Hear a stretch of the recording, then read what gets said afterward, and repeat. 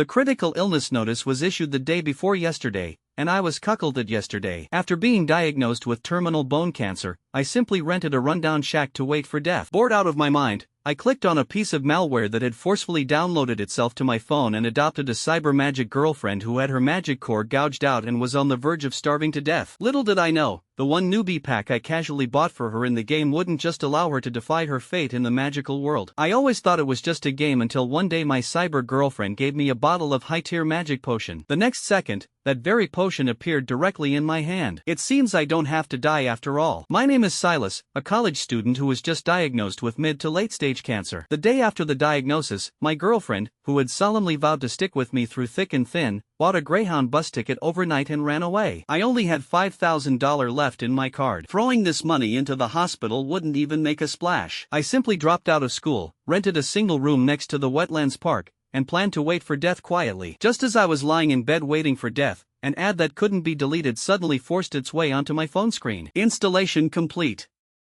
Come and claim your digital girlfriend. Normally, I would backhand report a rogue software like this immediately, but right now, a barefoot man isn't afraid of someone wearing shoes. I had nothing to lose, so I wanted to see what kind of tricks it could play. Opening the app, the graphics were incredibly exquisite. Over a dozen anime-style girls with modeling comparable to AAA masterpieces stood in a row. There was a cyberpunk gang heiress with an explosive figure, a transforming mecha girl full of sci-fi aesthetics, and even a dragon girl with dragon horns on her head. But I'm a guy who doesn't like flashy things. My eyes swept over the lineup and finally stopped on a girl wearing a classic linen dress. Firmament Order female apprentice, Ilara, age 19. She had a clear and beautiful face devoid of any makeup. The most breathtaking part was her eyes, hollow, numb, and exuding a strong sense of brokenness, as if she were begging for help through the screen. This indie studio's aesthetics are pretty on point. I choose you. The moment I pressed select, a blood-red tyrannical clause popped up on the screen. Cannot be changed after selection.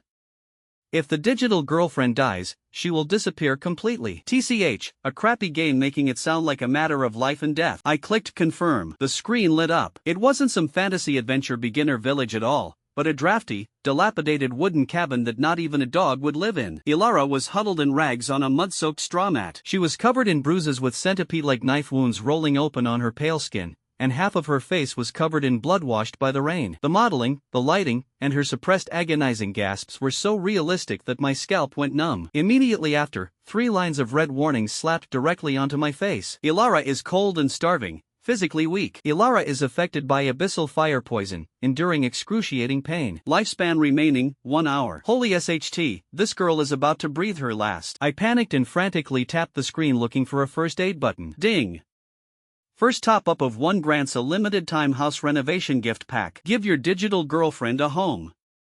$1 top-up. The moment the Apple Pay deduction succeeded, golden light burst forth on the screen. The broken wooden cabin seemed to have been blessed by a miracle. The straw mat visibly transformed into a solid wood bed covered with a velvet duvet. The dilapidated wooden walls instantly restructured into brick and stone, and even a fireplace and classic carved tables and chairs appeared out of thin air. I stared fixedly at the screen. Ilara's interactive feedback was incredible. First, she was stunned. Then she fearfully shrank under the bed. It took her quite a while before she carefully crawled out like a frightened kitten. She touched the soft bedding, her eyes full of disbelief. Even the spot where she sat on the mattress showed extremely realistic gravity depression and wrinkle rebound. I was absolutely dumbfounded. This physics engine, these micro-expressions, it's a god-tier game. Before I could finish marveling, the system's predatory top-up combo arrived. Top-up 5 to add a new dress. Top-up 10 to set out a royal nutritious feast. I usually don't spend more than $8 on takeout, but top-up 15 to acquire her background report. Top-up 30 to add 3 epic-grade storm flame runes for self-defense. King top-up. In just 2 minutes, I threw over $100 into it. The rune was completely renewed. The table was filled with roast turkey and beef Wellington,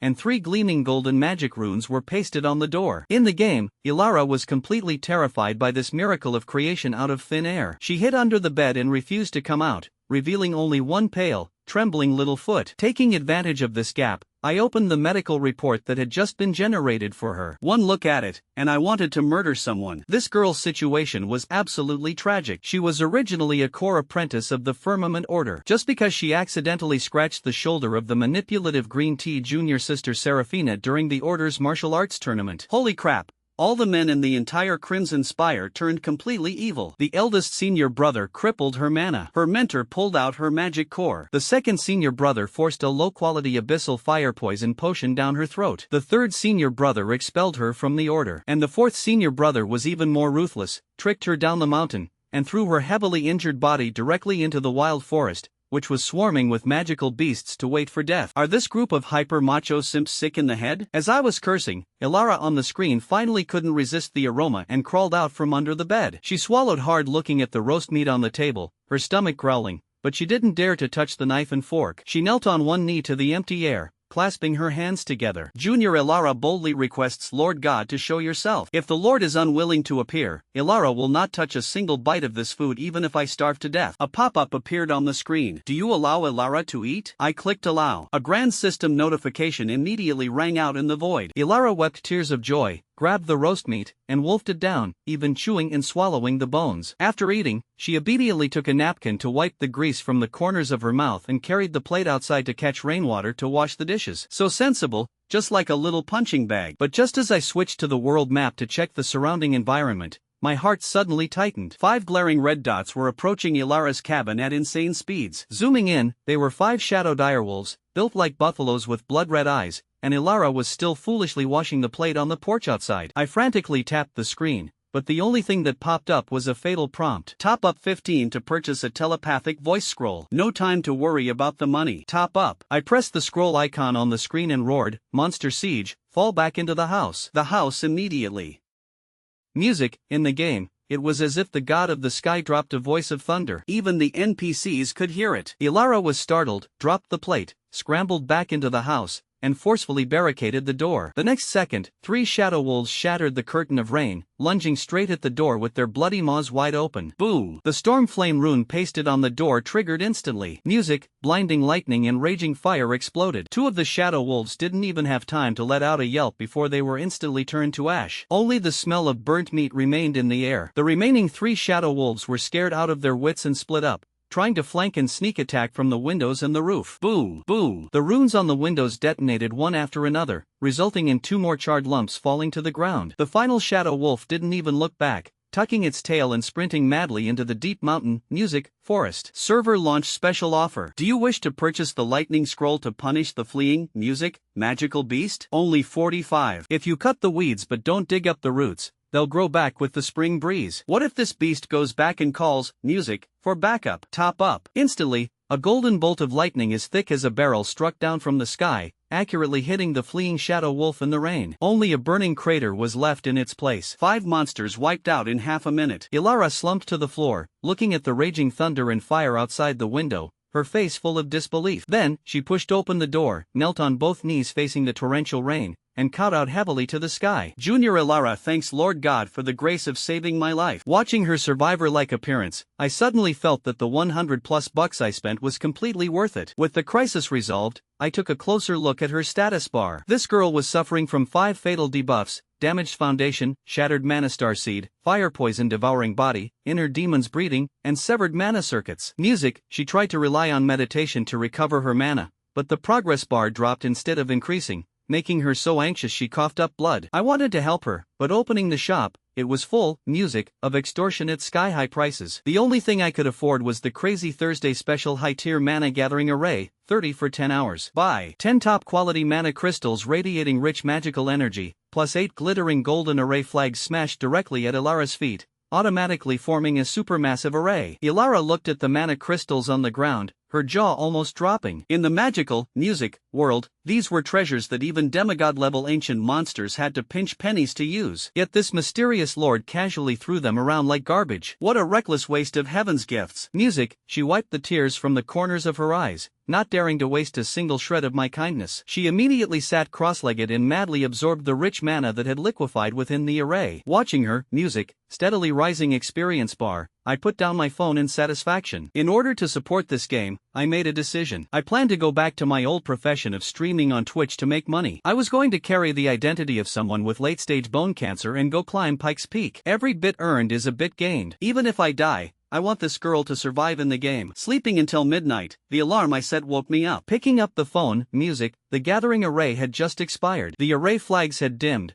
and the crystals had turned to ash. But Ilara's complexion was much rosier, and the realm above her head had successfully broken through to junior magic, music, apprentice. Just as I was about to breathe a sigh of relief, the screen was instantly filled with top-up pop-ups. Digital girlfriend shop officially open. Monthly card special. First purchase only $299. Daily free mana crystals and potion supplies, plus 1 free divine mana infusion. I took a deep breath. This indie studio really dares to open a lion's mouth. But watching Ilara still furrowing her brows due to the fire poison in her body, I gritted my teeth and directly pressed Face ID to pay. Who cares? I don't have many days left to live anyway, and 1,000 gold can't buy my happiness. 2 bulging, music, silk pouches fell from the sky and landed on Ilara's table. She poked them curiously and opened the first bag. With a clatter, 50 basic mana crystals rolled out. This was a core apprentice's monthly stipend. She then opened the second brocade box, which contained an impurity-free ruby-like potion. Epic-grade potent restoration potion. Ilara exclaimed, music, her eyes instantly turning red. Whether it was the crystals or the magic potion, they were tailor-made lifesavers. She, music,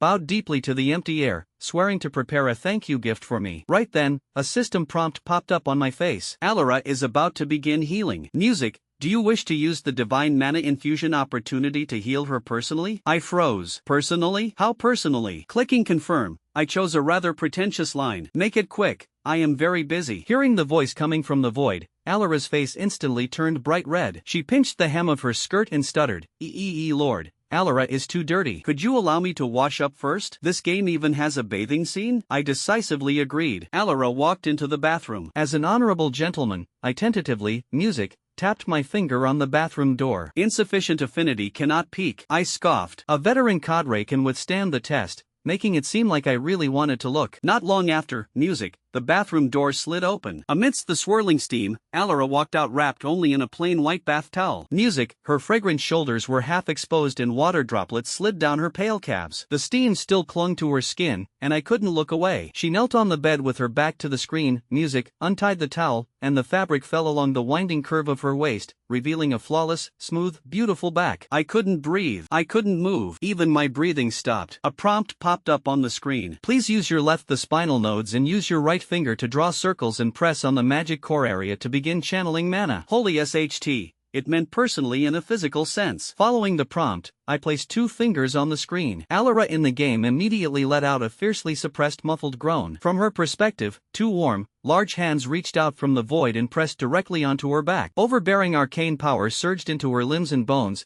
forcing the fire poison and black congested, music, blood out of her pores bit by bit. As my fingers continued to slide, the healing progress bar filled up. Mana circuits repaired. Internal injuries healed. Abyssal fire poison purged. Alara was dripping with sweat, but her skin was as rosy and white as a peel egg. She wrapped the towel tightly around herself, blushing as she asked me, my lord's kindness to Alara is as heavy as a mountain. Alara is bold to ask, may I know my lord's esteemed name? An input box popped up on the screen. I didn't use any flashy internet handles. I directly typed in my real name, Silus. If I die, at least in this digital world, music, someone will remember that I existed. Silus, the starlight that shatters the long night, the sturdy shield that guards the cold eve. Lord Silus, music, Alara will remember. And I knew, in that moment, she meant it. She looked back and smiled, her eyes so gentle you could wring water from them. That smile directly shattered my mental defenses. Music, how is this digital data? This is a living, breathing person. I reached out, half expecting my fingers to pass through nothing but light. After the healing was complete, I casually clicked open the system's help center to ask how to repair her shattered mana starcy. Connecting to the Eye of Truth, repairing the starcy requires an ancient holy relic, Aegis remolding holy water. Please draw it from the pool of destiny wishes.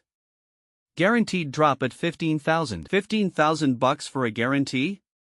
This is robbery. I snatched off the hat on my head and immediately set an alarm to go to the hospital tomorrow morning to get a medical certificate. I am absolutely climbing Pikes Peak and I must get my hands on this 15,000 bucks. But what I didn't know was that the moment the system connected to the Eye of Truth, the magical world in the game completely blew up. The continent of Ethligard experienced anomalous phenomena, astrology shifted, and countless hidden demigod ancient monsters shivered in fear, thinking that some ancient deity was peeking into the laws of the world. This deity was indeed peeking at the laws, but he was stressing over how to scrape together $15,000. That night, the rain stopped. Alara exhausted all the mana she had just recovered, bit her fingertip, and used ancient elven language to crookedly write the 3 words Silus on the leftover scraps of the array flags. This was a protective amulet she made by hand. She even went as far as to deplete her own luck, forcefully sealing divine protection into the talisman paper. My lord, although the gift is small, I hope you won't despise it. She placed the amulet on the table, obediently closed her eyes, and fell asleep. Early the next morning, the moment I opened my eyes, the game popped up a bunch of red warnings. Using the Eye of Truth triggered a backlash.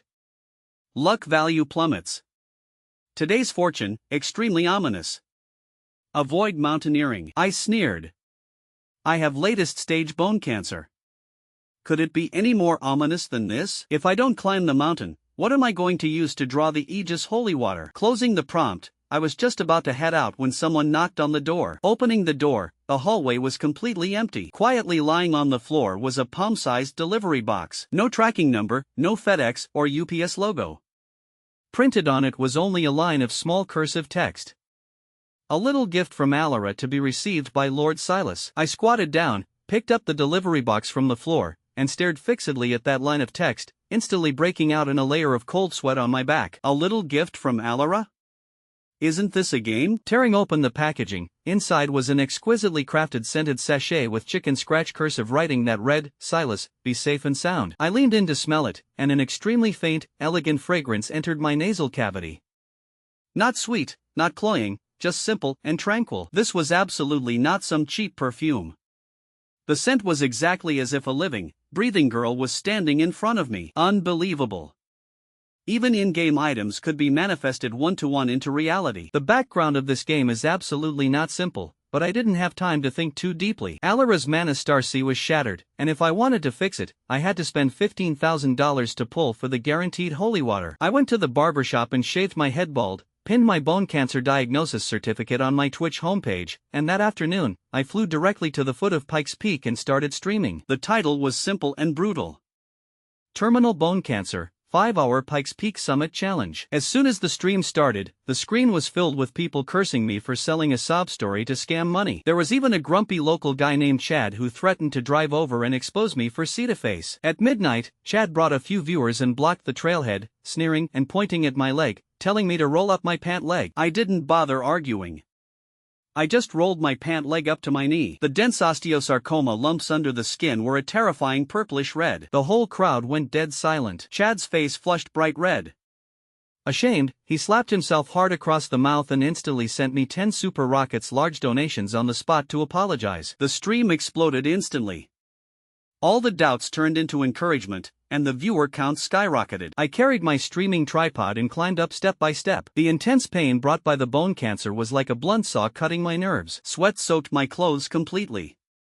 With every step, my right leg felt like it was rolling over the tips of knives. The viewers and tourists following behind me gathered more and more, all of them worrying for me. When I was on the last stretch to the summit, with a crisp crack, my right leg instantly deformed and bent, and my entire body fell heavily onto the rocks. Concurrent pathological fracture. The girls behind me screamed in terror, and Chad was so anxious he was about to call 911. I gritted my teeth, forcibly suppressing the urge to pass out, expressionlessly pulled out a folding cane from my bag, propped myself up, and continued to inch upward. Retreat?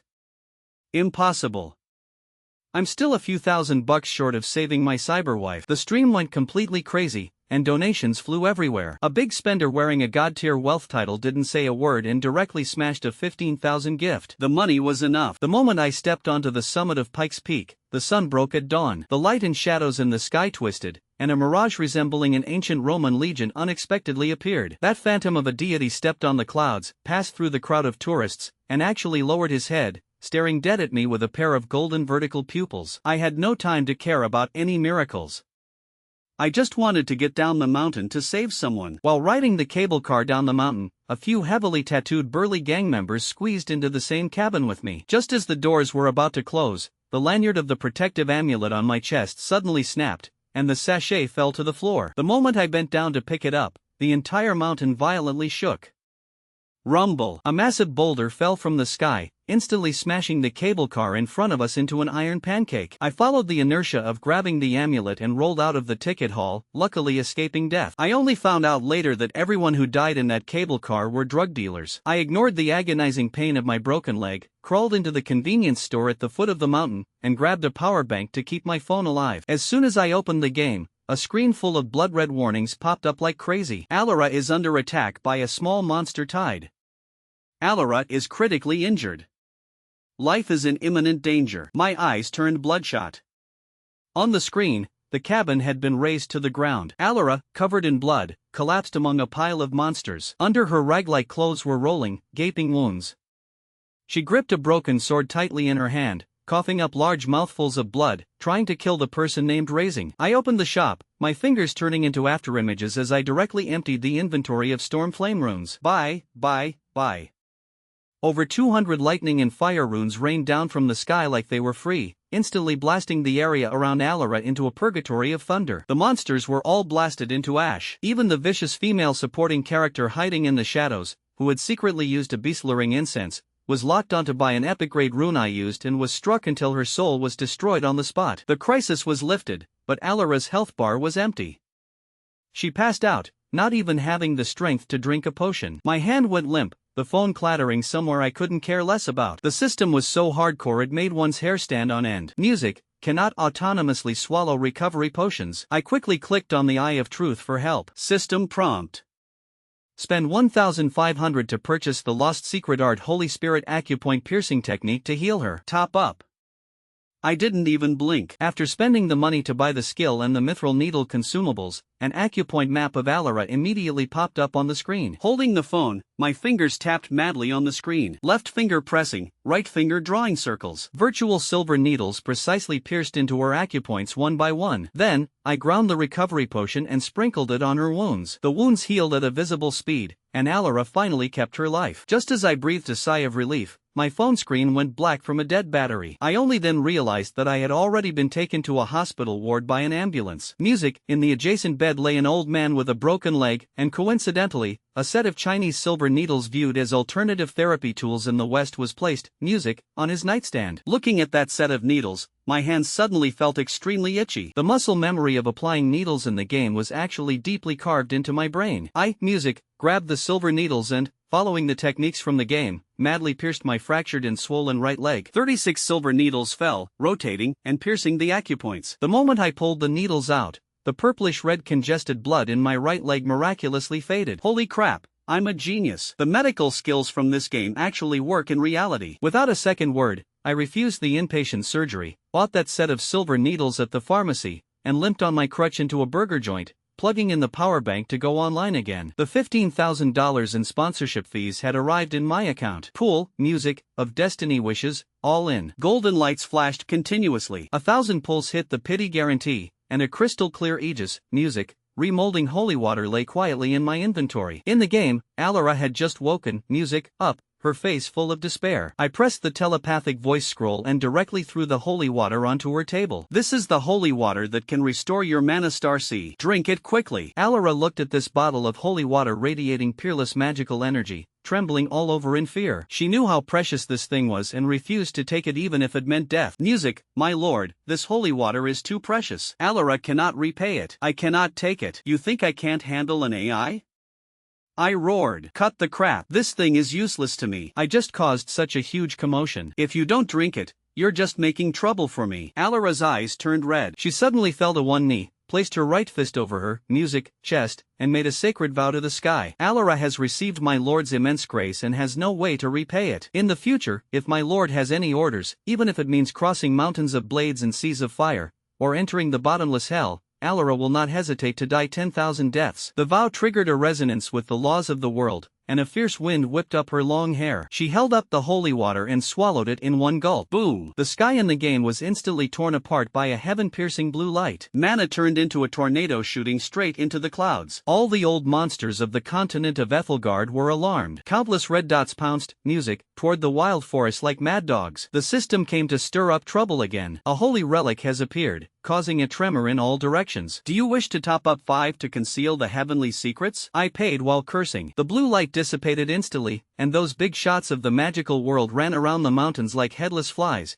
completely unable to find any trace of Alara. Looking at Alara on the screen, who was regaining her vitality and beginning to remold her mana star C, I let out a long breath of relief. While she was meditating to absorb the potion's power, I opened my inventory, preparing to tally the loot from the 1000 pulls just now. Music, among a pile of junk runes and crystals, my eyes instantly locked onto the last slot. Lying quietly, there was a mysterious data slate radiating dazzling golden light. Clicking it open, it was a mythic-grade cultivation method, the Astral Blade Codex. I was ecstatic. This was the ultimate skill of a magic swordsman. I couldn't wait to impart it to Alara. As a result, a red warning popped up on the screen. Players, music, must cultivate the sword technique to the initial glimpse realm before imparting it. Following that, the front camera automatically turned on, and a transparent little figure appeared on the screen, music, striking a classic knight stance standing on one leg, holding a sword vertically in front. I was numb. This crappy game is making me practice sword play in reality, and I have to do it. Left with no choice, I gritted my teeth, pulled out the drying rack from the hotel wardrobe, dragged my cast-covered crippled leg, and clumsily struck the pose facing, music, the screen. I held it for a full hour, my back completely soaked in sweat,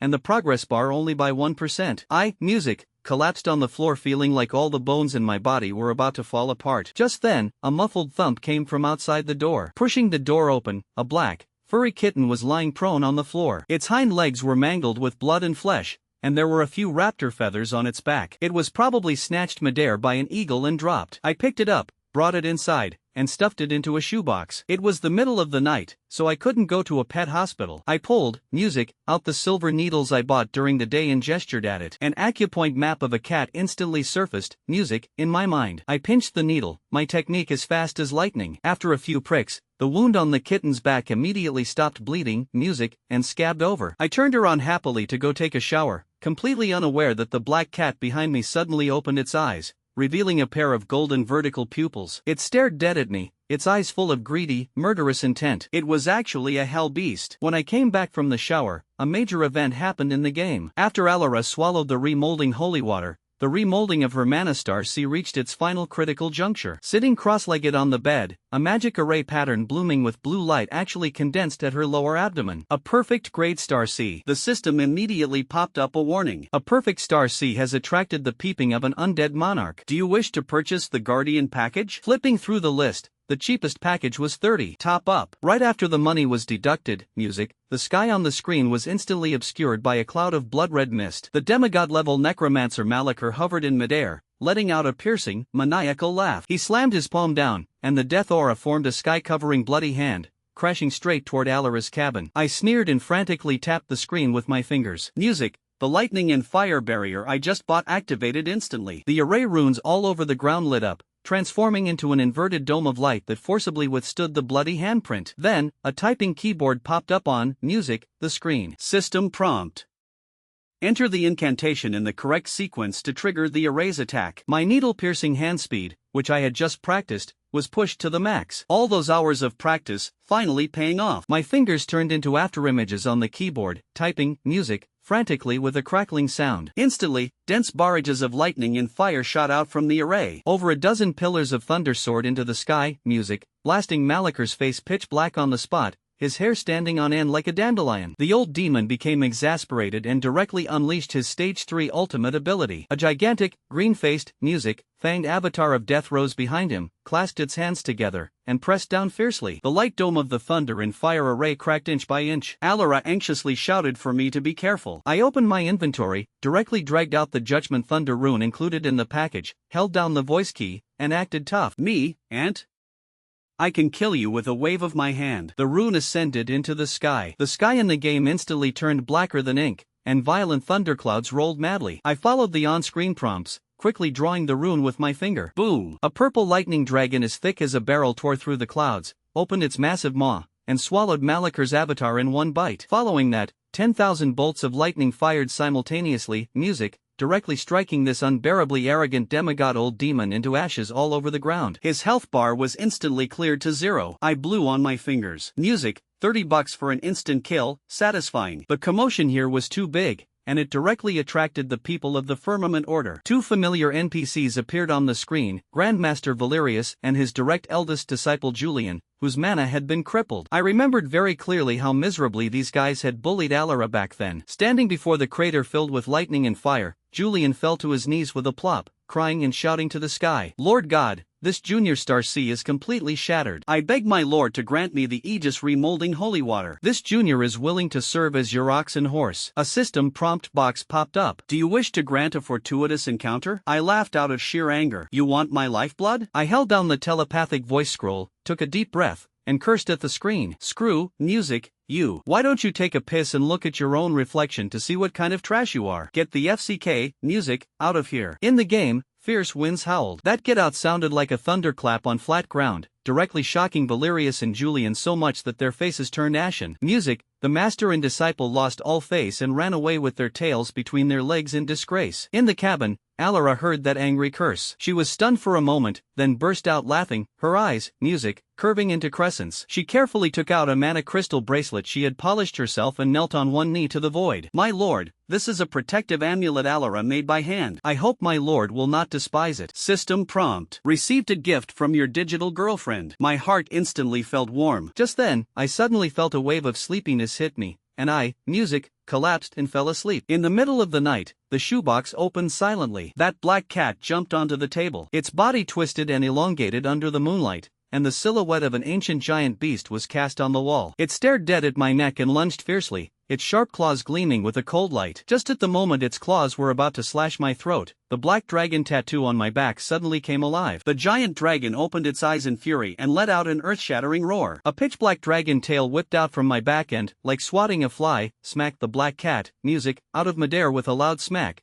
sending it crashing heavily back into the shoebox. The black cat violently coughed up blood, trembling all over in terror. It shrank dead into the corner, never daring to move again. Meanwhile, music, I rolled over, smacked my lips, and slept like a log. The alarm rang early the next morning. Music, I clicked open the game, and Alara's realm had already soared to high-tier apprentice. The battle pass, music, system was unlocked, and I claimed another wave of rewards. Suddenly, a knock came from the door. I rushed out on my crutches, but the hallway was empty, leaving only two packages. One was labeled "A Little Gift from Alara." Tearing it open, it was a crystal bracelet. Holding it in my hand, it was bone-chillingly cool and even carried that faint, elegant fragrance from Alara's body, instantly dispelling all my fatigue. The other box was a full meter and a half long. I cut the tape open, and inside actually lay a heavily forged crossguard longsword. The blade was covered in black runes, and it felt heavy in the hand. Drawing the sword from its scabbard, its cold light was intimidating. I plucked a hair and dropped it onto the blade, and the hair was instantly cut into two pieces. It, music, sliced through iron like mud. What kind of background does this game company have to even be able to mail legendary weapons over? I grabbed the rune longsword, looked at the Astral Blade Codex on my phone, and steeled my resolve. Just practicing with a drying rack in the room wouldn't be effective. I needed to, music, find a spacious place. Wearing my pajamas, leaning on my crutch, and carrying the drying rack, I headed straight for the small plaza across from the hotel. There was an old man practicing medieval swordplay Hema in the plaza. I ignored him, faced the phone screen, and struck the pose of the knight's opening salute, grimacing in pain. The old man couldn't stand watching anymore. He walked over and slapped my shoulder. "Young man, your stance is unstable, music, and that's not how you use your core strength." Saying that, he kicked the back of my knee and pressed down heavily on my shoulders with both hands. I gasped, music, in pain and was about to get angry, but out of the corner of my eye, I caught a glimpse of the phone screen resting on the ground. As the old man helped correct my posture, I was shocked to find that the cultivation progress of the Blade Codex on the screen was wildly surging at a terrifying, visible speed. The progress bar skyrocketed from 2 all the way to 13. "Music, master, please accept my bow." I threw down the drying rack, turned around, and immediately bowed to the old man. Old Arthur felt comfortable all over being called master by me. Smiling, he continued to help me adjust my lower stance. But when his hands touched the cast on my right leg, and then the hard osteosarcoma lumps under the skin, the old man's expression instantly changed. He grabbed my pulse. A few seconds later, music, cold sweat dripped down his forehead. 10 deaths, no life. He looked at me, his lips trembling. "Old man, you have a sharp eye." I grinned, music, my face full of calmness. "Latest stage bone cancer. I don't have many days left to live. While I can still breathe, I'm doing things I didn't dare to do before. Just treat it as experiencing retired life in advance." The old man opened his mouth, but couldn't speak for a long time. He looked at me, his eyes full of sorrow. Finally, he let out a long sigh and told me to come every morning. He would personally instruct me in sword play. Returning to the hotel, I rubbed my chin and pondered. Last night, holding the drying rack for half an hour made my whole body fall apart. Today, I practiced for 5 or 6 hours without breakfast, and I didn't feel tired at all. I could even remember the force-exerting techniques of complex sword moves after just seeing them once. I understood. Although the cancer cells were taking my life, they had, music, accidentally activated my genetic potential. Since that's the case, I absolutely cannot waste this photographic memory talent. I pulled out my phone, my eyes locking onto the skill upgrade panel in the game. Holy Spirit Acupoint Piercing Technique Advanced LV2 Mana Circuit Opening. Music, requires applying needles 1,000 times or top up 150. 1,000 times? Where would I find the time for that? It's just $150. Top up. As the bank card deduction succeeded, the skill icon radiated golden light. The advanced needle technique was officially activated. At this very moment, Alara in the game also experienced a qualitative leap. The power of the perfect mana star seed completely erupted. Overnight, her cultivation level soared wildly, directly breaking through to peak apprentice, on the verge of stepping into the realm of an official mage. But right at this moment, a sudden mutation occurred. Alara on the screen suddenly turned deathly pale, music, breaking out in cold sweat with a trace of black blood leaking from the corner of her mouth. A blood-red warning popped up on the status bar. Encountered inner demon attack. Deep in her consciousness, those hypocrites from the Firmament Order transformed into gigantic ghost faces, tightly surrounding, music, her. Mentor Aelric glared in fury. Alara, you injured your fellow junior devoid of benevolence and righteousness. Being expelled, music, from the order, even death cannot wipe out your crimes. Eldest senior brother Lucius' face was full of sarcasm. Just based on you still want to become a mage? How utterly laughable. Several other senior brothers pointed at her nose and cursed vilely, demanding she spit out the potion she drank. And behind all the ghost faces, music, the White Lotus junior sister Seraphina, who had stolen everything from her, was hiding in the crowd, covering her mouth and giggling coquettishly. Senior sister Alara, people like you don't deserve to live. Just disappear. Sentence after sentence of vicious curses turned into sharp blades, slicing Alara's soul into 1,000 pieces. Watching the screen, my anger flared. These animals are bullying her too much. I decisively clicked on the Eye of Truth and spent money to look up a guide. System prompt: to break the inner, music, demon, she must return to the Firmament Order and sever the karma. Bonus: 1 bottle of epic grade heart protection potion. I immediately fed the potion into Alara's mouth and, music, activated the needle application mode. The phone screen instantly split into two. The thin linen undershirt was soaked with sweat, clinging tightly, music, to her skin. I was in no mood to appreciate this erotic scene. My eyes were locked onto the lit golden magic notes. Left finger pressing, right fingers flying together, arcane mana turned into silver needles, piercing accurately. In the illusion, Alara was being dragged toward the abyss by countless ghost hands. Suddenly, a clear, ringing, music, sword hum slashed through the darkness. A blinding sword light descended from the sky, instantly cleaving those ugly ghost faces into flying ash. She looked up and vaguely saw a white-haired figure in black clothes holding a sword standing in the light with a 5-clawed black dragon coiled around him, roaring at the sky. My lord! Alara abruptly opened her eyes, awakening from the illusion. The inner demons retreated, and she lay on the bed drenched in sweat. Waves of tingling numbness came from her abdomen and waist as 2 invisible mana hands roamed over her body, massaging her. She instantly realized who was helping her heal, and her entire face turned so red it looked like it was about to drip blood. Just as I was about to withdraw my hands, a series of violent knocks came from outside the cabin. Alara, open the door. I know you're in there. Eldest senior brother Lucius. This bastard followed the traces of yesterday's magical battle and found his way here. He acutely sensed the mana fluctuations of the peak level inside the house. Seeing that Alara wouldn't open the door, he raised his music staff, intending to blast the wooden door to pieces with an explosive fireball. The system popped up 3 options. 1. Music, blast him away with 1 strike. 1 strike.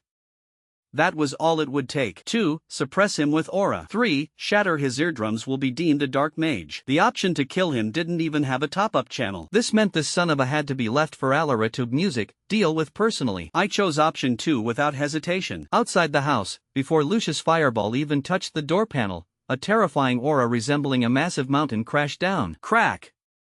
The sound of bone fracturing was crisp and ear-piercing. Lucius' knees smashed heavily, shattering the floor tiles. His entire body was firmly pressed to the ground, unable to even lift his head. He was scared out of his wits, realizing a peerless big shot was hiding inside the house, and desperately begged for mercy. This junior is Lucius, eldest disciple of the Crimson Spire. Music, I didn't know my lord was here. Please forgive my offense. I held down the telepathic voice scroll and shouted angrily, shut up. Fierce winds swept out. The door violently burst open and then slammed shut. Lucius was blown away dozens of meters by the shockwave, wildly vomiting blood. Alara pushed the door open. She had changed into a clean long dress, her temperament as cold and clear as an unsheathed sharp sword. Lucius clutched his chest and climbed, music, up, putting on a hypocritical face. Junior sister, I've come to take you back to the order. At worst, after we go back, I'll bankrupt myself to buy you another single-element magic core. To drain someone else's talent and give it away, and still speak so self-righteously. Lucius, tomorrow I will return to the firmament order. Alara stared at him deadened, speaking word by word, only to make a clean break with the past. Lucius felt his heart go cold being stared at by those dead, silent, music, eyes, and he scrambled away. I casually opened my inventory and tossed over a top-tier magic artifact, the moon-concealing longsword, which had dropped from killing the demigod old demon. I bestow this sword upon you. With me here, go all out. Just then, my phone in reality rang. An unknown number called, and the person immediately introduced themselves as the director of the reality show Wilderness Ventures. Mr. Silus, your Pikes Peak challenge video has exploded across the internet. Hundreds of millions of views. We want to invite you as a mystery guest for our next episode filming a hike at Blackwood, Music, Mountain. Just say yes, and a 100,000 appearance fee will be wired to your account immediately. Without any hesitation, I signed the electronic contract right away. Getting the money, I immediately took a cab and rushed to the hospital for a checkup, thinking that with this money, I could extend my life a little longer. But the attending doctor looked at the scans and sighed. In less than a month, the cancer cells have spread throughout your whole body, even into your brain. Young man, this disease is incurable. Take the money you earned and enjoy the days you have left. The doctor's words were like pronouncing my death sentence. Walking out of the hospital, I suddenly smiled with relief. Money can't buy my life, and that's fine. I can take this 100 grand and buy a life in the game. The next day at 12 p.m., music, the game screen shifted. Alara, dressed in a white dress and carrying the moon-concealing longsword, stepped alone onto the front plaza of the Firmament Order's main hall. Mentor Aelric, the Grand Magus, led the way with the 4 senior brothers following closely behind. Hiding behind eldest senior brother Lucius was the delicate white lotus Seraphina. Aelric stared down at Alara from a higher position and let out a furious shout. Alara, do you confess your sins? Alara tightened her grip on the sword hilt and coldly, music, spat out a few words. I, Alara, am innocent. The entire plaza went dead silent. A crippled outcast actually dared to publicly talk back to a Grand Magus. Insolent. Kneel before me.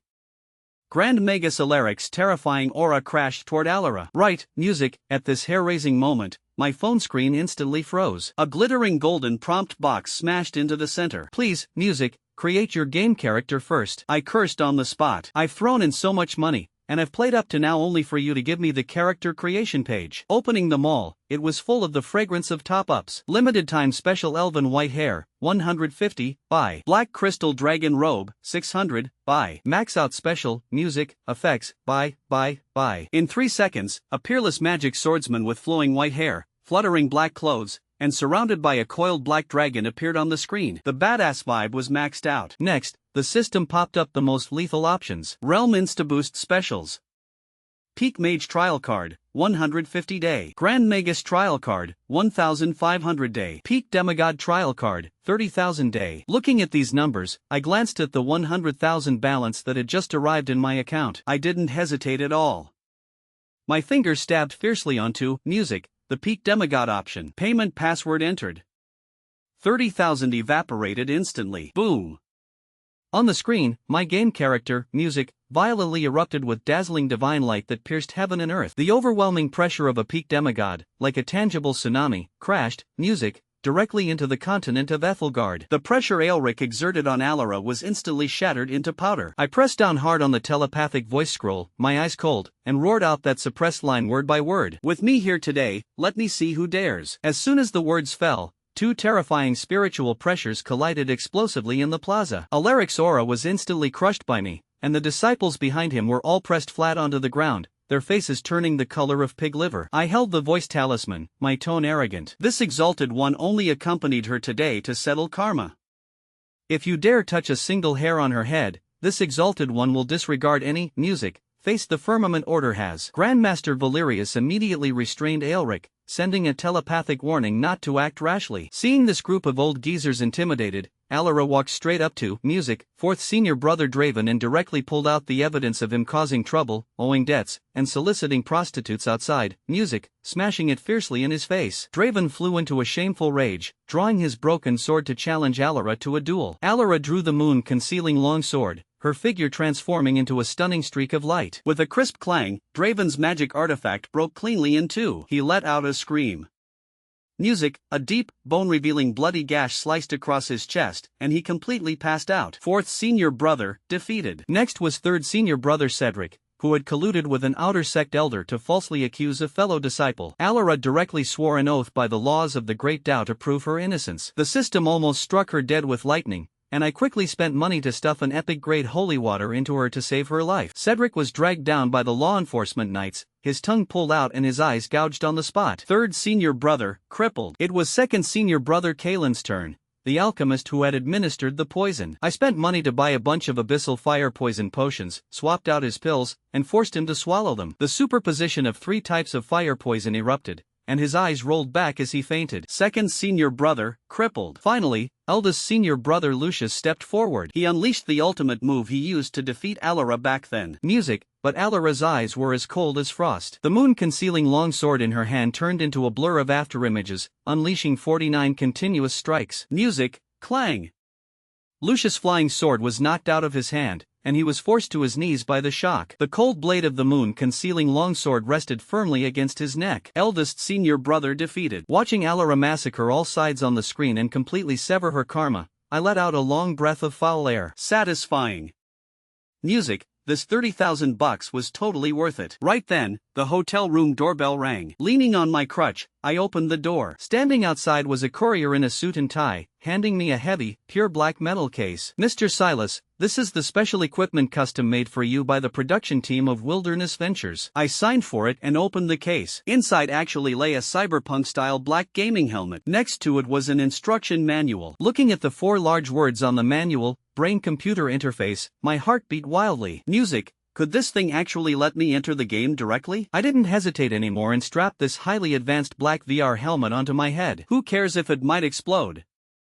The 30,000 of real money I dumped into it can't just go down. Music, the drain. My vision went dark for a moment. The next second, my line of sight opened up entirely. Alara's slender, straight back was standing right in front of my eyes. I could even see the tiny blood vessels beneath her skin and hear the sound of the wind rolling up the sand. Looking around, this was a 1:1 recreation of the Firmament Order's plaza. I was truly, physically standing on the soil of this magical world. At this moment, eldest senior brother Lucius was kneeling on the ground, preparing to his own Manastarcy. Suddenly, a furious shout exploded overhead. Wicked spawn!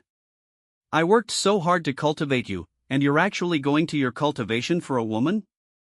Get your ass to the penance dungeon. Music, Grand Magus Alaric finally couldn't sit still. As a demigod-level big shot, he was dead set on protecting his most beloved eldest disciple. Protective of your own, huh? Resorting to sophistry, huh? Music, long string of red warning text immediately popped up in front of my eyes, notifying me that holographic projection was activated and I could act freely to confront him. I sneered, music, and the aura of a peak demigod erupted explosively. This exalted one said, "No one is allowed to interfere in today's matters." Alaric, you old dog, do not say I didn't warn you. As soon as the words fell, the entire area fell dead silent. Alaric drew his magic scepter, his latest stage demigod aura crashing over like a tidal wave. He used magic to compress his voice into a thin line and whispered to the person next to him, certain that I was just an illusion trying to put on a false front. The void around me began to twist madly. I took a step forward, wearing dark clothes and white, music, hair, holding the black-scaled longsword. The phantom of a domineering, peerless black dragon roared and lunged out from behind me, coiling and snapping around the blade of the sword. While a thunderclap struck from the sky, Alara turned her head, staring dead at my profile, forgetting to even breathe. Step back, girl. I am going to start killing. On the outside, I looked steady as an old dog, but inside, I was panicking like crazy. A row of skill bars lit up on the right side of my vision. How do you control, music, this crappy VR game? Do I just click whatever lights up? System prompt. The beginner combat tutorial will now commence. Time around me instantly froze. A water ripple mirror and a wooden dummy appeared out of nowhere. The system told me that the neural mapping technology would allow me to release magic and sword skills directly through my thoughts. I stared at the sword sovereign avatar in the mirror and tried to swing a sword. The wooden dummy shattered. The first stance of the Astral Blade Codex automatically surfaced in my mind. With a thought, the sword hummed like a dragon. My sword and I turned into a blindingly white afterimage, instantly piercing and exploding the wooden dummy. Then, a two-stage instant transmission pulled me back. The movements were as smooth as flowing water, so badass that even my own scalp tingled. Holy SHT, awesome. The tutorial ended. Time resumed flowing. I locked onto Alaric and Lucius in the distance. Old thing, you like to interfere, huh? Today, I'll sacrifice you to the heavens. Thoughts tumbling, the 10th stance of the Astral Blade Codex Silver Moon Daybreak. The black scaled sword unsheathed by half an inch, and the berserk sword intent sliced the surrounding air until it creaked. Take this, exalted one sword. In front of the Firmament Order's main hall, a silver full moon rose from the flat ground. Standing within the full moon, I casually slashed down. The sea of clouds was instantly torn in half, and boundless killing intent locked onto Alaric. He gritted his teeth, unleashing his strongest defensive arcane spell Galaxy Shield, trying to tank it forcefully. But how dare a mere spark compete with the bright moon? The sword light flashed, and the full moon dissipated. Tens of thousands of densely packed sword holes pierced the plaza. Alaric was covered in blood, leaning heavily on that magic scepter that now looked like scrap metal, kneeling in a pool of blood and trembling violently. I strolled out of the moonlight, not even giving him a glance, and stopped right in front of Lucius. Will you do it yourself, or shall this exalted one help you? Lucius' face was deathly pale, his Adam's apple bobbing frantically. I'll do it myself. He struck a backhanded palm onto his lower abdomen. A muffled thud echoed as his mana reversed flow. Clutching his shattered starseed, he rolled around on the ground in excruciating pain like a dying dog. I turned and walked towards Seraphina, who was shivering in fear. This green tea bitch put on the act of a frightened deer, tears welling up in her eyes. But floating clearly in my vision was her status panel. Seraphina, 347 years old, mid-stage demigod, self-sealed, innate succubus bloodline, a top-tier hidden old monster. Ha! What was even more fatal was that because I tried too hard to act tough just now, my mana bar was empty. I looked down at her expressionlessly. Hand over Alara's water element magic core. Seraphina clenched her teeth and refused to relent. If she undid her seal to fight me, her identity would definitely be exposed. After weighing the pros and cons, she pretended to be extremely wronged, puffed out her chest, and turned her head away. My lord can take it directly. With a backhand, I went for all of the above. I reached out and grabbed fiercely. A system option popped up, and without hesitation, I ripped out the top-tier water core that originally belonged to Alara, along with her hidden earth and wind dual cores, all at once. Stuffing them into my inventory, I gave her a meaningful look. Seraphina was dumbfounded. Even a legendary realm expert couldn't see through her succubus bloodline disguise. She thought I was an abyssal demon lord who saw through her true background, and she was so scared she even stopped breathing. The people were beaten, revenge was taken, the items were obtained, and my mana was completely drained. Alara, let's go. Go! An extremely old voice suddenly sounded from behind. At some unknown moment, an old woman in white clothes, leaning on a dragon head walking stick, stood next to Alaric. There was no aura fluctuation at all, yet it made one's hair stand on end. The old woman slammed her walking stick onto the ground, and psion ripples spread out. All the elders of the Firmament Order in the plaza fell to their knees with a thud. The hidden boss of the order, a mighty figure in the legendary realm, the Firmament High Priestess, beat the young ones and the old ones come out. The fantasy web novel tropes really didn't deceive me. With half my face shadowed, I forced myself to stay calm. So, you're the old monster hiding here? Ha! The entire crowd gasped in cold air. A demigod provoking a legend, courting death. I knew perfectly well what was going on, and I frantically screamed at the system in my mind. Let me top up. Raise my realm to peak legendary. Realm not yet open and insufficient balance. Holy SHT Imdoom. The High Priestess laughed in extreme anger. Behind her, a six-armed psion stone avatar abruptly rose, covering the sky and the sun. Right at this critical moment, you have enraged the Firmament High Priestess. Please select multiple choices allowed. Option 1, 5 to buy a teleportation scroll to escape. Option 2, 15 to buy a latest stage legendary aura trial card, 30 seconds. Option 3, 30 to increase charm value, making her look at you in a new light. Only kids make choices. A pay-to-win big shot takes them all. Apple Pay deducted 50. In an instant, the aura on my body unreservedly surged wildly, directly piercing through to latest stage legendary. The black dragon avatar behind me roared at the sky, forcefully suppressing the Psion Stone avatar by a head. The High Priestess stared dead at my face, whose charm value had maxed out, and her arrogance instantly deflated like a punctured balloon. Zephyr, is it you? She actually mistook me for her dead former lover. I didn't give her any chance to get close. I coldly dropped the sentence. The karma has been cleared.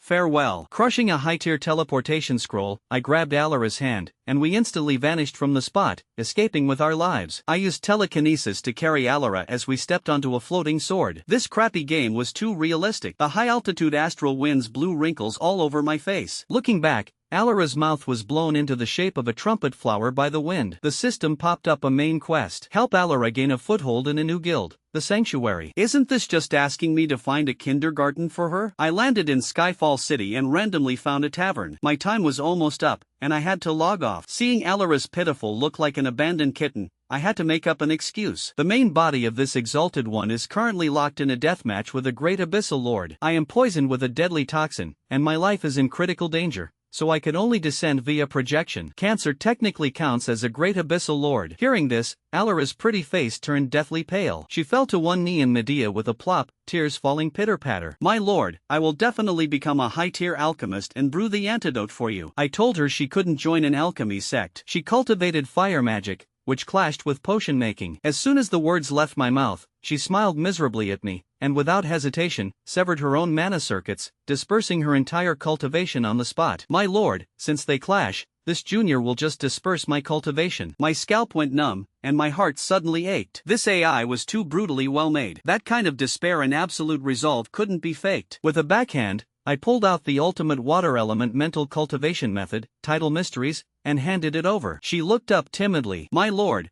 are you taking Alara as your apprentice? I cleared my throat. From today onwards, you are this exalted one's orthodox, closed-door direct disciple. Using the tea from the tavern, she respectfully offered me a cup of apprentice initiation tea right there on the spot. I plastered the doorframe with the storm flame runes she had given me for self-defense, and directly logged out of the game. Taking off the helmet, the room door in the real world made a thump sound. Opening the door, there were 2 FedEx packages on the floor. Tearing them open, there were 10 Stormflame runes radiating magical fluctuations, plus a cup of elven spirit tea sealed with magic, still emitting hot steam. The items from the game had actually been sent to reality. I gulped down that cup of tea. The lifespan countdown prompt box jumped crazily like an EKG, and finally stopped steadily. I looked down at my cast-covered broken leg. Tearing it open, the fractured spot had completely healed. I found a razor blade to cut my finger, and the wound scabbed over instantly. I had become a superhuman with extreme regenerative abilities. The black cat hellhound cub in the cardboard box in the corner looked at the magic runes I had pasted on the window and shivered in terror. I didn't have time to care about it. Casually boiled some half-cooked rice,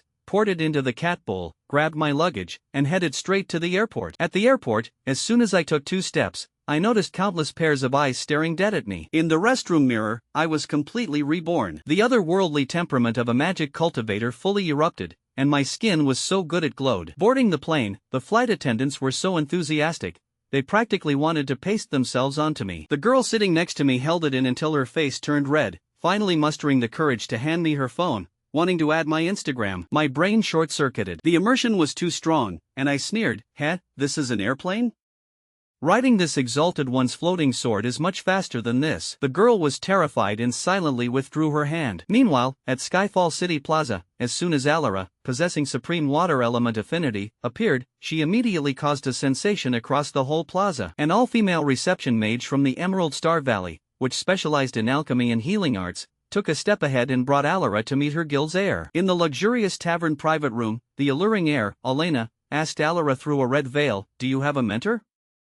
Male or female?" Alara answered honestly, "I do, a male." The temperature in the private room instantly dropped to the freezing point. "Get out." A violent surge of mana blasted Alara right out the door. The reception mage whispered an apology full of guilt. The young master was hurt by a man in the past, and now she hates men to the bone. No men are allowed within 50 miles of Emerald Star Valley. Even an extremely talented male mage who wants to join must castrate himself. Alara stood blankly on the street. To help cure my poison, she had to go to Emerald Star Valley to study medicine. Just then, a pale-faced male wizard wearing rouge and reeking of a disgusting perfume brought a group of people and blocked her path. "Little sister, you got kicked out by that crazy woman?" Why not join our joyous sect? We can dual cultivate together and explore the mysteries of magic. One of the 3 great evil cults, the joyous sect. Alara's face was as cold as frost, strictly refusing. Her hand already quietly reaching for the magic runes in her storage bag. The pale-faced wizard dropped all pretense, smirking hideously and pressing forward step by step. Refusing a face given to you? Today, you must come with me. Just at the moment Alara was about to detonate the runes and fight for her life. Hold it! A lazy, light shout exploded in the sky. With a loud boom, a pitch-black heavy sword, fully half a meter wide and as tall as a roof eaves, crashed down like a meteorite between Alara and the joyous sect group. A fierce wind mixed with the strong smell of rum swept the area. Leaning diagonally against the heavy sword was a woman wearing a black veil over her face. She sat with her legs crossed, the tip of her torn leather boot swaying slightly. The wine flask in her hand clinked against the sword hilt, splashing 2 drops of wine. She let out an earth-shattering wine burp, her eyes looking down with disdain. The woman in black cast a sidelong glance at the joyous sect members, her drunken, cold sneer echoing down the long street. We have our eyes on this little chick. Now, all of you, get the FCK out of here. As soon as the words fell, the woman jumped down from the heavy sword. She swayed unstably, grabbed that half-meter-wide heavy sword with one hand, and swung it in a full circle like swinging a toy. The pale-faced wizard was so scared he backed up several steps. His face was pale as iron. Seeing that this drunk woman was at the magus level, he immediately drew his short sword and talked tough. You dare snatch someone from our joyous sect? Today, you'll see what you're made of. See what? How about you see what I'm made of? Suddenly, a withered hand resembling deadwood reached out from the side and firmly grasped the edge of the short sword. The pale-faced wizard turned his head, and at some point, a skinny old man wearing a half-face mask with a mouthful of rotten teeth had stuck close to his side. The old man's palm exerted force, and with a creak, the refined steel short sword was directly crushed into twisted dough. The pale-faced wizard was pinned to the spot by the pressure. He turned his head to call for help, but then completely despaired. In the middle of the street, 3 more men in black had lined up in a neat row, each carrying a bulging burlap sack on their back, while his joyous sect subordinates were already lying on the ground rolling their eyes back. Don't waste time. Grab this last batch and retreat. A 5th man in black jumped down from the attic, his waist hung with various weapons. The pale-faced wizard looked closely. Wasn't that his own hallmaster's pigeon personal sword? His home base got raided. The pale-faced wizard completely gave up, forcing a smile uglier than crying to beg for mercy. The old man bared his rotten teeth and sneered. Magic artifacts, mana crystals, storage bags, even the amulet around your neck. Take them all off and throw them on the ground. The old man didn't even spare the magic robe on his body. The pale-faced wizard was stripped down to his underwear, scrambling and flying away to save his life. Alara stood in place, shivering. This group of people in black was even more ruthless than the evil cult, but inexplicably, they lacked murderous intent. The old man came over smiling. Little doll, your water element talent is not bad. Come join our guild. Alara honestly refused. Senior, I want to be an alchemist. I need to go to Emerald Star Valley. The drunk woman let out a burp. Our guild does alchemy, too. Alara still wanted to decline, but the man on the attic ripped off his hood and shouted loudly, "Stop pretending. Listen up. We are members of the Firmament Order." The other 4 took off their masks one after another. The drunk woman opposite her revealed a flushed, charming, pretty face, raising an eyebrow at Alara. Little sister, we robbed someone else's stuff, and now you know our identity. Therefore, you must come with us. Alara was speechless. These guys blatantly had the guild tags of the Severed Steel Order hanging from their waists. Yet they were pretending to be the Firmament Order. Before she could react, her world spun. The drunk woman grabbed her and hoisted her onto the floating sword. The fierce wind howled as they shot up into the sky. Alara subconsciously hugged the woman's waist tightly, and suddenly she wasn't afraid anymore because she realized that these people, just like her mentor, never turned on their windproof shields when riding flying artifacts. So that's why they never flinched in the wind. Meanwhile, at Ascension Tower in Skyfall City, Emerald Star Valley's heir, Elena, woke up from unconsciousness holding her head. The floor was covered from various sects, all knocked out by sleeping gas. She reached for her waist, her storage bag was gone, her staff was gone, even her jewelry had been stripped completely clean. Left glaringly on the wall was a huge abbreviation firmament and a provocative ghost face. Elena laughed out of extreme anger. The Firmament Order did this? If the Firmament Order did this, she would eat the incense ash on the floor. Out of everyone, only the people from the Severed Steel Order were missing. Thinking about the character of those poor sword cultivators, it was absolutely those bastards trying to frame others. In the real world, I was sitting in the private car heading to film the reality show. Ever since I drank the spirit tea Alara gave me, my broken bone cancer leg completely healed overnight, and even a razor cut on my finger would scab instantly. Not only could I walk on the ground, but my physical fitness had undergone a terrifying mutation. My skin was so good it glowed, and my whole body exuded an otherworldly, sacred aura. On the way, the private car driver repeated the same sentence 3 times. Bro, you look king awesome. He slapped his thigh wildly. I've driven hundreds of celebrities, and I've never seen anyone as handsome as you. Pure natural beauty that instantly kills them. With your aura, you're a living holy knight descending. That top-tier fresh meat idol, Zach, who's recording the show with you tonight, is just trash compared to you. But you got to keep a low profile. He has a huge temper. Don't get into conflict with him. I sneered inwardly. I'm a cancer patient who could drop dead at any moment. Why would I get into a conflict with an actor? If he dares to start trouble, I'll teach him how to behave in minutes. At the foot of Blackwood Mountain, the Wilderness Ventures production crew, the top-tier idol, Zach, made his grand finale entrance surrounded by a group of bodyguards. While everyone else was seriously preparing their night hiking gear, he arrived right on the dot and immediately started walking an invisible runway and striking poses for the cameras. Yo, I'm Zach. I'm super handsome. I look super handsome playing basketball, and I look super handsome climbing mountains. The live stream chat was instantly spammed by his brainless fans, filled with "brother is so handsome" and "brother works so hard." The director was jumping up and down with anxiety. The show started streaming at 9 p.m., and only I, the mystery guest, hadn't arrived yet. Zach seized the opportunity and spoke sarcastically to the camera. I heard there's a mystery guest making so many of us wait for just him. Such a big shot. I wonder if he's as handsome as me. The brainless fans immediately followed suit and flamed wildly. What kind of thing deserves to make brother wait? Just as the words fell, "Excuse me, is this the Wilderness Ventures production team?" From the edge of the cliff, my clear voice rang out. All the cameras instantly turned. The spotlight hit my face. A shiny bald head, leaning on my crutch with both hands, I stood in the mountain wind. Half of my face was bathed in the moonlight like a holy priest. The other half was hidden in the shadows, exuding an abyssal demonic charm. The whole place went dead silent. Only one word remained in the minds of everyone in the production crew: handsome. Earth-shatteringly handsome. The live stream chat paused for a second and then was completely washed anew. Holy SHT. Who is this mystery guest? He's too king handsome. I announced my defection. This bald brother is 10,000 times more handsome than Zach. This aura is incredible. Pure natural god-tier face. The director's eyes lit up, and he rushed over to shake my hand as if looking at a cash cow. Zach's face turned pale as iron. Seeing himself being marginalized, he immediately pointed at my crutch and started making trouble. "Director, we're going to night hike Blackwood Mountain next. Taking a crippled person with us? Are you expecting us to accompany him hiking until tomorrow afternoon?" I'm not looking down on the disabled, but with a body like that, he should lie at home, not come here to leech off a variety show's traffic. As soon as this was said, everyone was shocked. The netizens in the stream were stunned. The CQ was simply in the negatives. I didn't get angry at all and smiled freely at the camera. "You're right. I am indeed a burden. Let me reintroduce myself. My name is Silus, a latest stage bone cancer patient whose life is on a countdown. This might be my only chance in this life to summit Blackwood Mountain. Thank you all for witnessing my final journey. I am on my way." The wind blew across the mountain path. A few female makeup artists covered their mouths and started crying on the spot. Stella, the sweet girl starlet in the same group, had red rims around her eyes. The chat completely exploded with a unified stream of tearing up, respect, and Zach get out of the entertainment circle. Zach's manager was going crazy backstage, frantically sending messages ordering Zach to apologize to me. Zach gritted his teeth in anger. I, a dignified top-tier idol, apologize to a cripple? He firmly believed I was faking my illness to leech traffic and swore to completely tear off my disguise during the hike. The night hike began. To fight for screen time,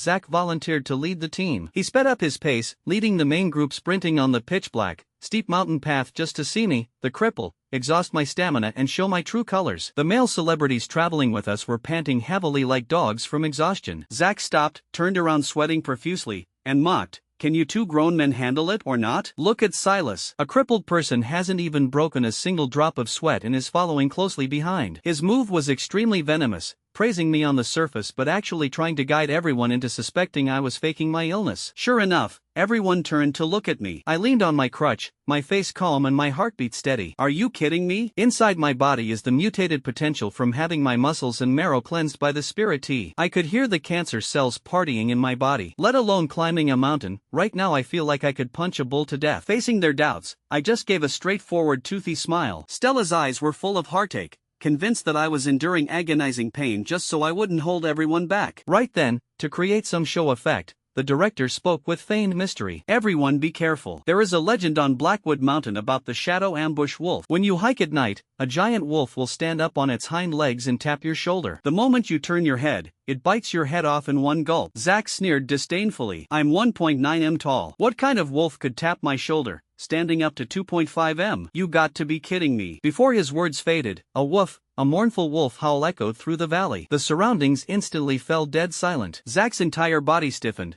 feeling his shoulders suddenly grow heavy as a pair of heavy claws rested firmly on his shoulders. He was so scared he scrambled and tumbled, doing a faceplant as he rolled back into the crowd. Everyone shined their flashlights and collectively gasped. A mutated giant wolf stood upright, its claws still extended from tapping Zack's shoulder. Wolf, over 2.5 m long, covered in steel needle-like black fur, was standing upright on the mountain path. Its head was grotesquely large. Its mouth split open wide enough to fit a tire, and its eerie green eyeballs stared dead at us as drool dripped down constantly. The whole crew was scared out of their minds. I was the only one who blurted out, "Wow, you really can't blame me for lacking manners." This thing looked too out of place compared to the oppressive aura of the demigod-old monsters in the game. This mutated wolf looked like a deformed freak that drank nuclear wastewater, even looking a bit comical. The guide uncle shouted in terror, "Don't run. Slowly back up to the jeeps." Zack was shoved by a female starlet. "Aren't you a Templar Knight apprentice?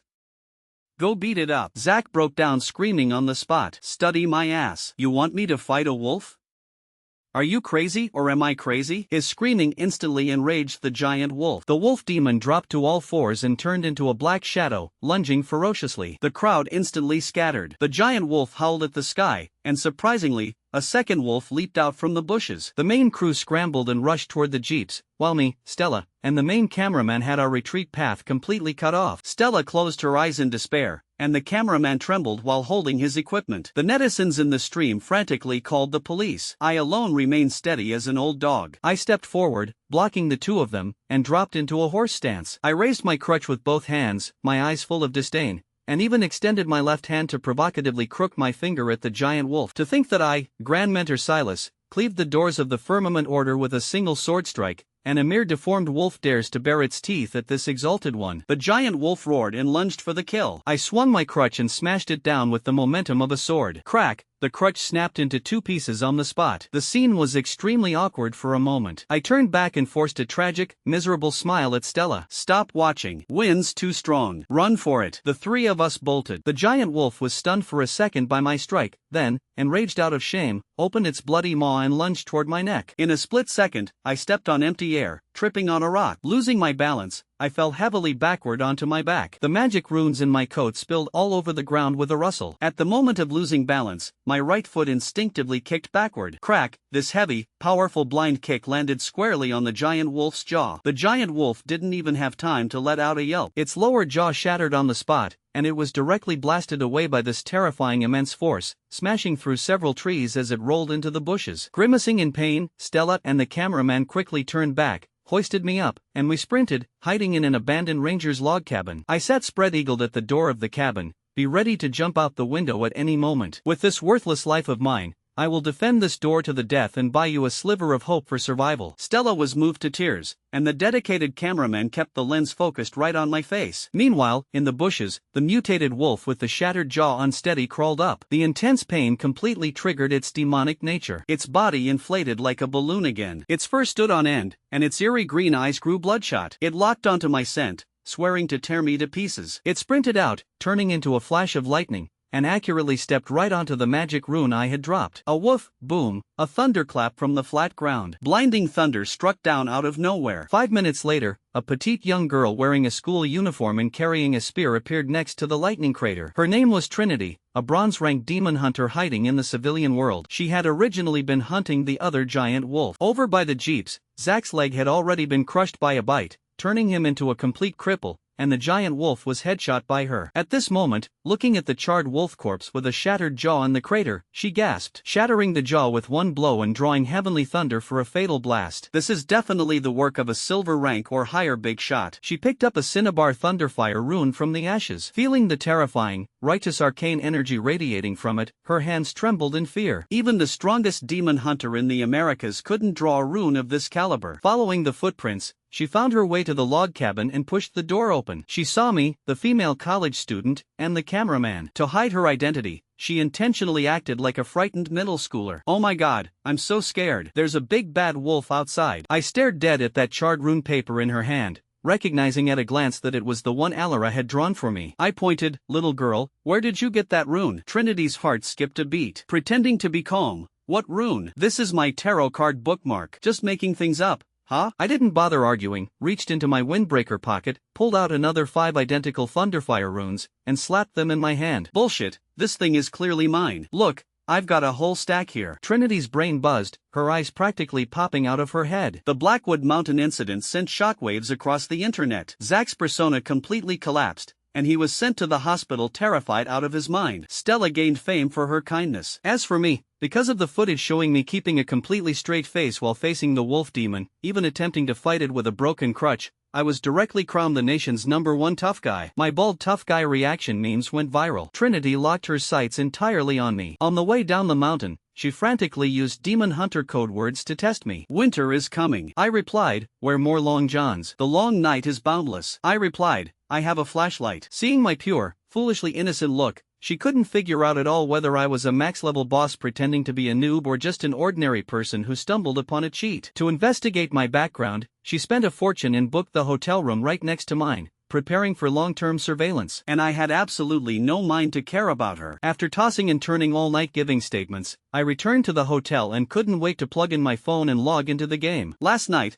Alara was taken away by those people in black. They said they were going to the Firmament Order, but it was obviously just an excuse to send her to Emerald Star Valley. Emerald Star Valley, a legendary land of tenderness full of top-tier female doctors. My precious apprentice practically hit the jackpot. This to me a massive win. The screen lit up. No singing birds or fragrant flowers. No flocks of fairies. Everywhere you looked, the ground was covered in broken bricks and tiles, and a few shattered pillars were tottering. A gust of eerie wind blew by, making a half-broken door creak. The system ruthlessly popped up a line of huge text. Your digital girlfriend, Alara, has joined the guild's Severed Steel Order. Severed Steel Order, the poorest guild on the continent of Ethelgard, bar none. I stared wide-eyed at the ruins in front of me that looked like a graveyard, my brain buzzing. I stared at the screen, trying to process what I was seeing. Where the FCK did you send me? This is the poorest guild. Where is the Eye of Truth?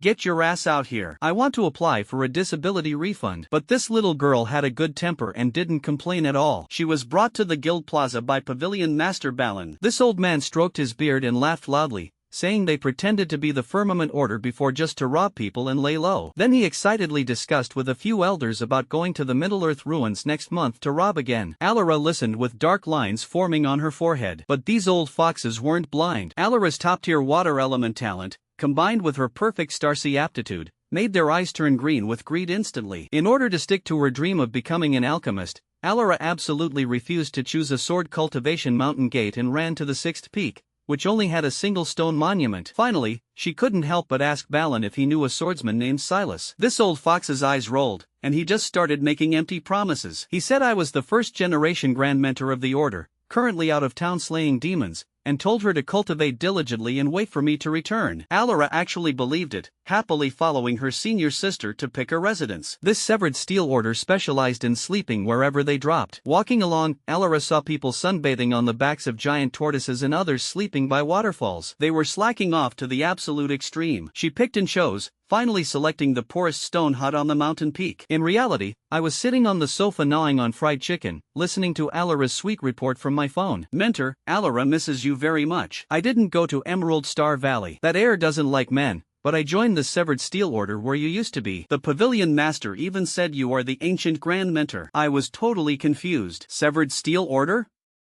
Grand Mentor? This old geezer can really, but playing along is fine, too. Saves me the trouble of explaining. But Emerald Star Valley dared to kick out my disciple. He'll remember this grudge, and sooner or later, I'll help her get payback. Just then, a top-up prompt box popped up on the screen. Your digital girlfriend's residence is too dilapidated. Top up 10 to give your girlfriend a cozy home. I sneered. A mere $10?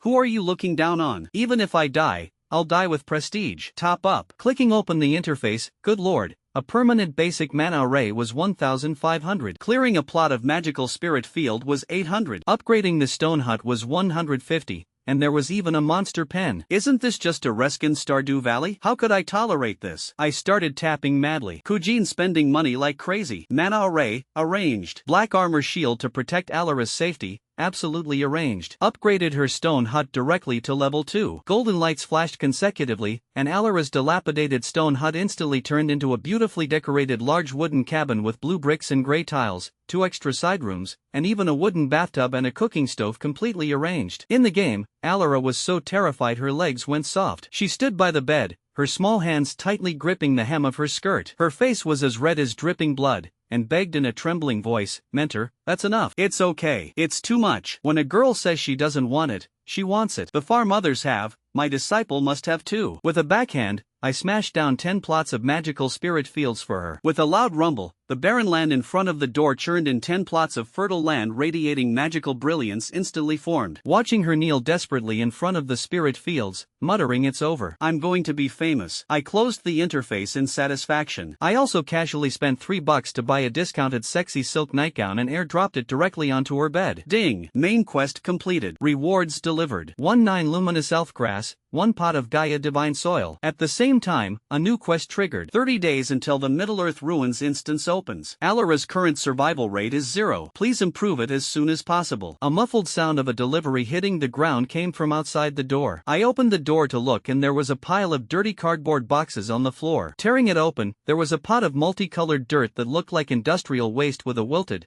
drooping weed stuck in it. Not believing it, I scanned it with an image recognition app. Conclusion: grass is a type of plant. I swear. Game developer, get out here. Who are you trying to fool with a pot of weeds? At the bottom of the box was a rune inscribed with the Judgment Thunder rune with a note saying to paste it on the flower pot to guard against gluttonous magical beasts. I casually slapped it on and placed the flower pot on the windowsill. I turned around to go to the kitchen to make breakfast. What I didn't know was that the black cat Grim, the stray I picked up on the sofa, was practically drooling rivers. Its eyes were locked dead onto that pot of grass. Just as it took a half step closer, the lightning rune instantly erupted with terrifying electric arcs. A heaven-destroying, earth-shattering pressure locked onto it completely. Grim was so scared it scrambled back onto the sofa, trembling all over. This hellhound muttered inwardly, "What kind of realm is this big shot at to even protect a pot of weeds with divine thunder? If I dare touch it, I'd be turned to ash on the spot." While eating breakfast, I casually scrolled through TikTok. The news was broadcasting the incident of the Blackwood Mountain giant wolf attacking tourists. A bunch of experts were talking nonsense on TV saying it was a mutated coyote caused by nuclear pollution with extremely low aggressiveness. Low aggressiveness? My ass. It tore apart a jeep like a toy. I stared fixedly at the wolf corpse blasted into a charred lump on the screen, then pulled out the few crumpled Stormflame runes from my pocket. The state of that wolf's body from that day wasn't right. If it was struck by lightning, the severe injury should be on its back. But the wolf in the video had its left leg completely blown to pieces, just like it stepped on a landmine. A flash of inspiration hit my brain and my blood instantly boiled. That wolf wasn't beaten to death by me with a stick at all. It was blown up by the rune I dropped while running away. Once I figured this out, I grabbed the runes, threw on a jacket and rushed straight out the door. I'm going to test the runes. Right after I left, a head popped out from outside the hallway window. The female demon hunter from room 419, Trinity, was sticking to the wall like a gecko. Waiting for me to leave, she immediately flipped through my window. As soon as she looked up, she locked onto the pot of grass on the windowsill. With her demon hunter eyesight, she actually saw that within the veins of the grass leaves, patterns of a cloud-topped divine temple were faintly outlined. Every stroke was naturally formed, exuding terrifying magic. Just as she was caught between surprise and suspicion, a low growl suppressing murderous intent exploded by her ear. A black cat had appeared at the edge of the windowsill at some unknown moment. Grim stared dead at her. That looked exactly like looking at a corpse. It raised its paw and slapped fiercely through the air. Boom! A ring of black ripples exploded. Trinity didn't even have time to let out a scream before she was instantly sent flying by this terrifying magical force, smashing headfirst into the awning downstairs, instantly breaking 3 ribs. She forced herself up, enduring the agonizing pain, her eyes full of terror. This was absolutely no ordinary mutated creature. Just relying on magic alone was enough to suppress her to the point of immobility. She had to report to the Demon Hunter Guild immediately. Grim snorted coldly, cast a fearful glance at the lightning rune and shrank back to the sofa to pretend to be a dumb cat. Meanwhile, I stood by a garbage dump outside the neighborhood. Holding a Stormflame rune in my hand, I held my breath,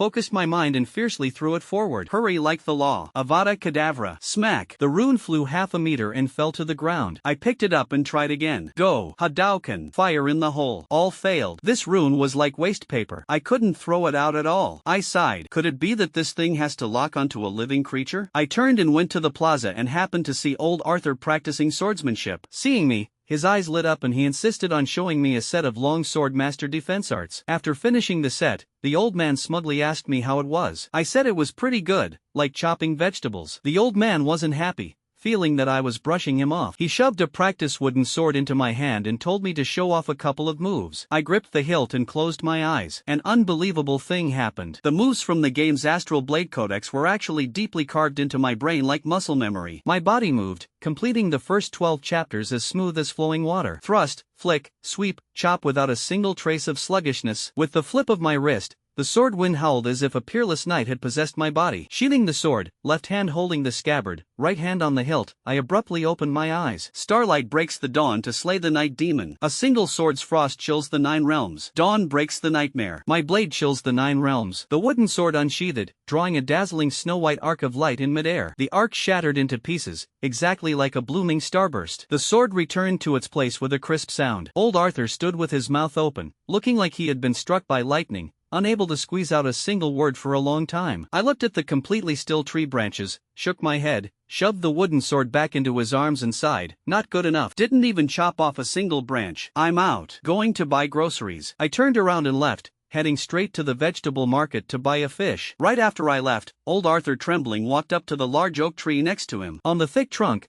there was shockingly a hair-thin piercing sword mark. This was a solid century-old tree, yet it was actually pierced by sword key fired from an unsharpened wooden sword. He shakily pulled out his phone and called the Demon Hunter Guild. Briggs, come quick. I met a monster who can shoot sword key. Captain Briggs rushed over hurriedly. Looking at the sword mark on the trunk, his face turned green. This was at least silver rank strength or above. Their local Demon Hunter Guild was currently suffering heavy casualties without a single person who could shoot decent sword key. Old Arthur held Briggs' hands, his eyes red, insisting that he must find a way to pull me into the guild. I returned home carrying a 10-pound carp. Pressing the fish onto the cutting board, I raised the rune tied to the drying rack, a precaution to prevent blowing off my own hand. Abyssal monster, die. Smack. The rune slapped hard onto the fish's body. The big carp flipped over, its large tail violently swinging, and smacked me right across the face. Nothing happened. I fell silent. This magic is indeed fake. I really can't use the runes. I must infuse mana to activate them. But where would I get mana? I'm just a tumor Superman altered by cancer cells. Disheartened, I threw the big carp into the basin on the windowsill. The look the black cat Grim on the sofa gave me completely changed. Its fur stood on end, feeling that I was unfathomably deep. Knowing full well that runes require mana to activate, yet deliberately doing this, I was absolutely baiting it to expose its identity. This life is unlivable. I was too lazy to pay attention to this neurotic cat and clicked open the game. The Middle-earth ruins are opening soon and Alara's survival rate is still 0. I have to hurry up and teach her swordplay. The screen lit up. Alara had actually changed into that hot silk nightgown I bought. The size was just right. The white gauze skirt clung tightly to her body, revealing a large expanse of snow-white back. The fabric around her waist and hips gradually tightened and there was a slit at the base of her thigh. In the hazy candlelight, she knelt on the bed with her hands on her knees. Her face was flushed like spilled apple cider. Stray hairs fell past her temples and her collarbones were clearly visible. She tilted her flushed little face up, looking at me with watery eyes full of anticipation. Mentor, you can just shove the whole cultivation method into me all at once. I can take it. My heart suddenly skipped a beat. These lines, this figure. I swallowed hard. Who could withstand this? I forced myself to be calm. Ahem. Step by step. Today, I will first teach you the first 12 chapters of the Astral Blade Codex. As soon as the words fell, the game screen jumped. Alara's vision blurred and she entered a dim, isolated space. Standing in front of her was exactly my game character, the white-clothed, sword-bearing, snow-haired magic swordsman. I pressed an interaction button. The sword sovereign on the screen walked right up to her and lightly tapped her head with a staff. Pay attention in class. Alara's little face instantly blushed entirely red. For the next full 12 hours, she practiced desperately. This little girl had extremely high comprehension and she danced the 12 sword chapters with heroic elegance. By the end of practice, she was dripping with fragrant sweat, the sheer nightgown clinging tightly to her body, her breathing rapid and her cheeks flushed. Propping herself up with the sword, she looked at me eagerly and asked,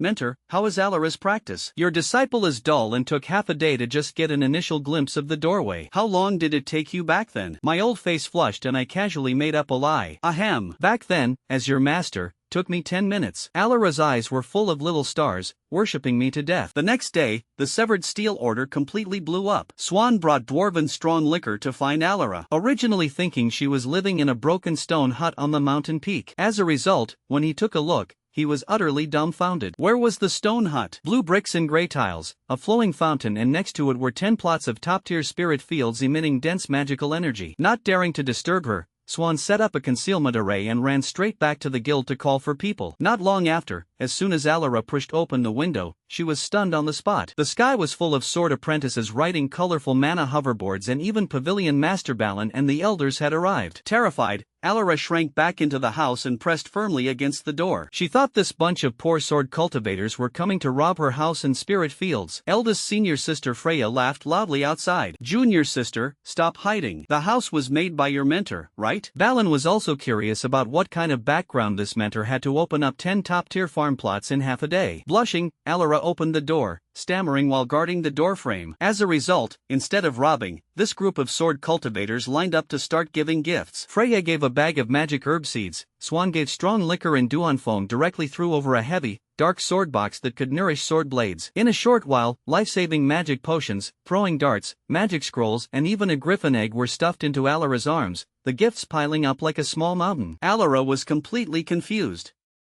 Freya told her that this was a tradition of the order. The path of a swordsman is too difficult and every apprentice is the flesh off the guild's heart. They absolutely will not let any junior brother or sister die prematurely along the way. Alara tightly grasped her senior sister's hands, swearing that she would definitely survive. Seeing this scene even through the screen, I felt that this crappy guild was quite warm and human. In reality, I had already slept like a log. However, the black cat grim on the windowsill quietly opened its golden vertical pupils, radiating terrifying abyssal aura. It stared dead at the half-dead big carp in the water basin, sneered, and stretched out a cat paw to press on the carp's forehead, forcing a drop of demon blood to seep into the fish's head. This sneaky bastard thought I was a peerless big shot hiding my cultivation and afraid of its identity as an abyssal lord being exposed. It simply enlightened this carp. As long as the carp turned into a sea monster, it could act as a meat shield for it. On the other side, at the Demon Hunter Guild, Trinity, the female demon hunter, dragging a body with 3 broken ribs, reported to Captain Briggs. She said that not only were there authentic divine runes in my house, but a terrifying monster of high rank or above also lived there. Hearing this, Briggs' face turned green.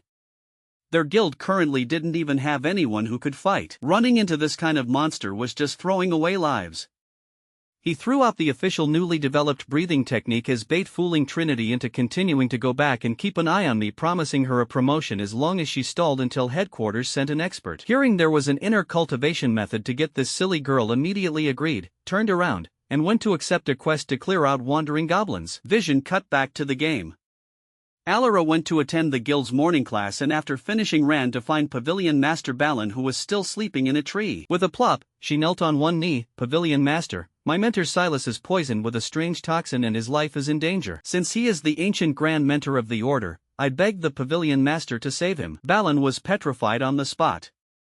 He had just made up a random story before to make Alara cultivate diligently. Where did the order ever have an ancient mentor named Silus? But looking at Alara's anxious appearance, he couldn't just expose his lie. His eyes rolling as a plan formed in his mind. Ah, Alara, this exalted one's memory might be a bit blurry. Come, let's go to the Holy Relic exhibition room to check the roster. Balin's calculations were very shrewd. As long as Silas' name couldn't be found in the exhibition room, he could logically say he was old and confused and remembered wrong, brushing off this troublesome matter. Arriving at the dilapidated exhibition room, Alara was so anxious her eyes were red, carefully searching through the nameplates one by one. Balin leisurely tried to persuade her from the side, if you can't find it, forget it. Maybe I really remembered it wrong. Just as the words fell, Alara hugged a bronze plate and shouted excitedly, found it. Pavilion Master, I found Mentor's name. Balin's brain buzzed and he rushed over to look. That nameplate was placed on the highest tier and written on it was Sesame Things. The middle letter was actually worn off. This thing works too. Balin hurriedly ran out to ask the guarding old knight. The old knight frowned and with a backhand drew his scabbard and smacked Balin. That is the nameplate of the first generation Holy Sword ancestor. Back then, it was scratched by an abyssal evil dragon, which is why it's missing a letter. He even left words on the holy monument, Twilight of the Gods, only the sword is eternal. Balan's vision went black, almost fainting. A randomly told lie actually turned out to be solid truth. Alara's mentor wasn't some supreme elder, he was the founding patriarch of the order. The gold content of this was simply breaking through the heavens. Balan instantly changed his tune, patting his chest and laying down harsh words. Even if we have to smash our pots and sell our iron, bankrupting ourselves, my severed steel order will save the ancestor. Alara felt relieved in her heart, but she didn't stay idle either. She turned around and ran to the Grand Library to look for the antidote prescription. When the old Grand Magus guarding the library heard Alara was the ancestor's disciple, without a second word, he directly separated his spiritual sense, flipped through over 300,000 volumes of books, and finally found a sacred tome of alchemy on the 5th floor. However, there was a rule for taking books. You must pass the sword heart trial on the 5th floor and defeat an illusion of yourself at the same cultivation level. The old Grand Magus originally thought Alara would have to fight bitterly inside for several hours. As a result, before he even finished speaking, with a crack, the barrier shattered. Alara, with a pale little face, walked right out carrying her sword. The old Grand Magus was completely dumbfounded. This little girl is a top-tier romantic fanatic. Her heart was entirely filled with me. The trial phantom dared to say she couldn't save her mentor, so she drew her sword and instantly killed the phantom. God's block, kill the gods. Buddha's block, kill the Buddhas. She successfully obtained the rubbing of the recipe that recorded the 100 herbs purification magic potion. In the real world, early the next morning, I groggily heard 2 loud thump-thump sounds from outside the door. Thinking a package had arrived, I yanked the door open. Holy SHT, a strong smell of blood rushed straight to my head. A long trail of blood dragged across the hallway. Trinity, the female demon hunter who went to kill wandering goblins last night, was covered in blood, her flesh rolling open, and collapsed at my doorstep on the verge of death. 3 zeros, how did you get into this ghost-like state? I was startled and quickly carried her inside, placing her on the sofa. If she died in the hallway, I wouldn't be able to explain it clearly even if I was covered in mouths. I immediately dialed 911. The dispatcher on the phone told me to start CPR first. Without another word, I placed my hands on her chest and pressed down hard. Crack, a crisp sound. Trinity spat a mouthful of old blood directly onto the ceiling. I froze on the spot. When did my tumor Superman strength become so huge? One press directly broke 3 of her ribs. I had no choice. Treat a dead horse as a living horse doctor. I pulled out the set of mithril needles given by the system and started pricking her acupoints like crazy, stopping bleeding, growing bones, the movements so fast I couldn't even see them clearly myself. Watching this scene from the corner, the cat demon Grimm's soul almost flew out of its body. It thought this heavily injured female demon hunter was my subordinate. A big shot personally applying needles to save someone this background is absolutely terrifying. To protect itself, Grimm charged straight to the sofa and started licking Trinity's face frantically, showing extreme favor. Trinity had just been revived by my needles.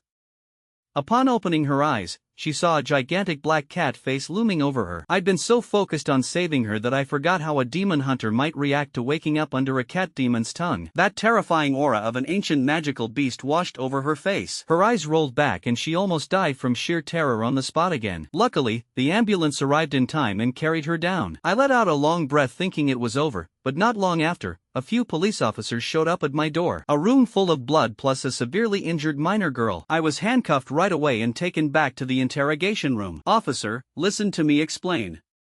I really don't know her that well. I took off her jacket to apply acupuncture to save her.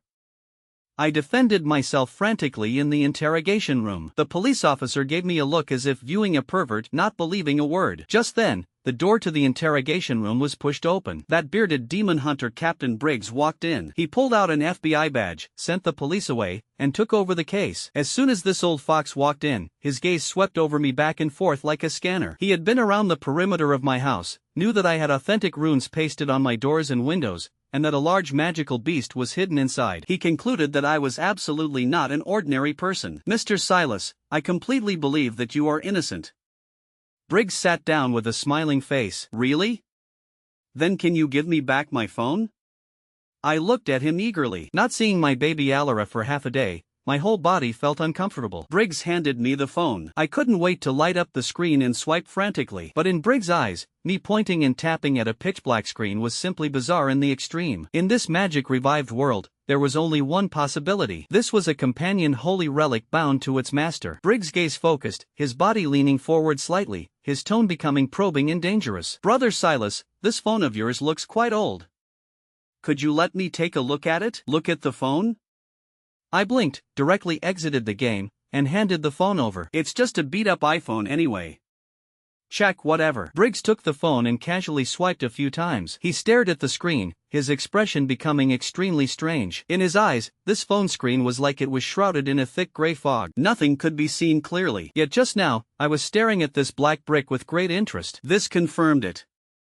This phone was absolutely my companion holy relic. Briggs' heart had already whipped up monstrous waves, but on the surface, he remained steady as an old dog returning the phone to me and beginning to fish for information. Brother Silus, that rune pasted on your door is quite interesting. Could you sell me one?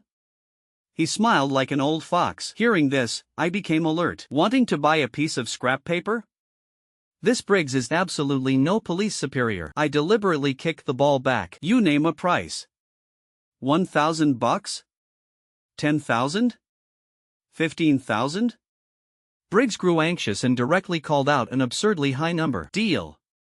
I instantly pulled out my Venmo receiving QR code, and with a backhand, slapped a crumpled Stormflame rune into his hand. Briggs' hand trembled in fear, terrified that this thing would detonate on the spot. He left a contact address disguised as a bar and left in a hurry. Returning to the hotel, I strung all the clues together and finally came to a sudden realization. This world had mutated. Those so-called mutated wild beasts were fundamentally abyssal monsters. Trinity and Briggs were both members of the Demon Hunter Guild, and I was not some tumor Superman altered by cancer cells at all. Because of the game in my phone, I had become unawakened. Just as I was pondering, the terrified scream of the cleaning lady suddenly came from outside the door. Pushing the door open to look, a black-furred giant rat the size of a calf appeared in the hallway. This monster had obviously followed Trinity's blood trail here. Its blood-red eyes locked dead onto me, opened its bloody maw, and lunged over like a black gust of wind. I had no time to react at all, subconsciously raising my hand to block. However, the expected bite never happened. This giant rat actually slammed on the brakes 2 meters in front of me, trembling all over, and a puddle of yellow liquid even leaked out from beneath it. It was afraid of me?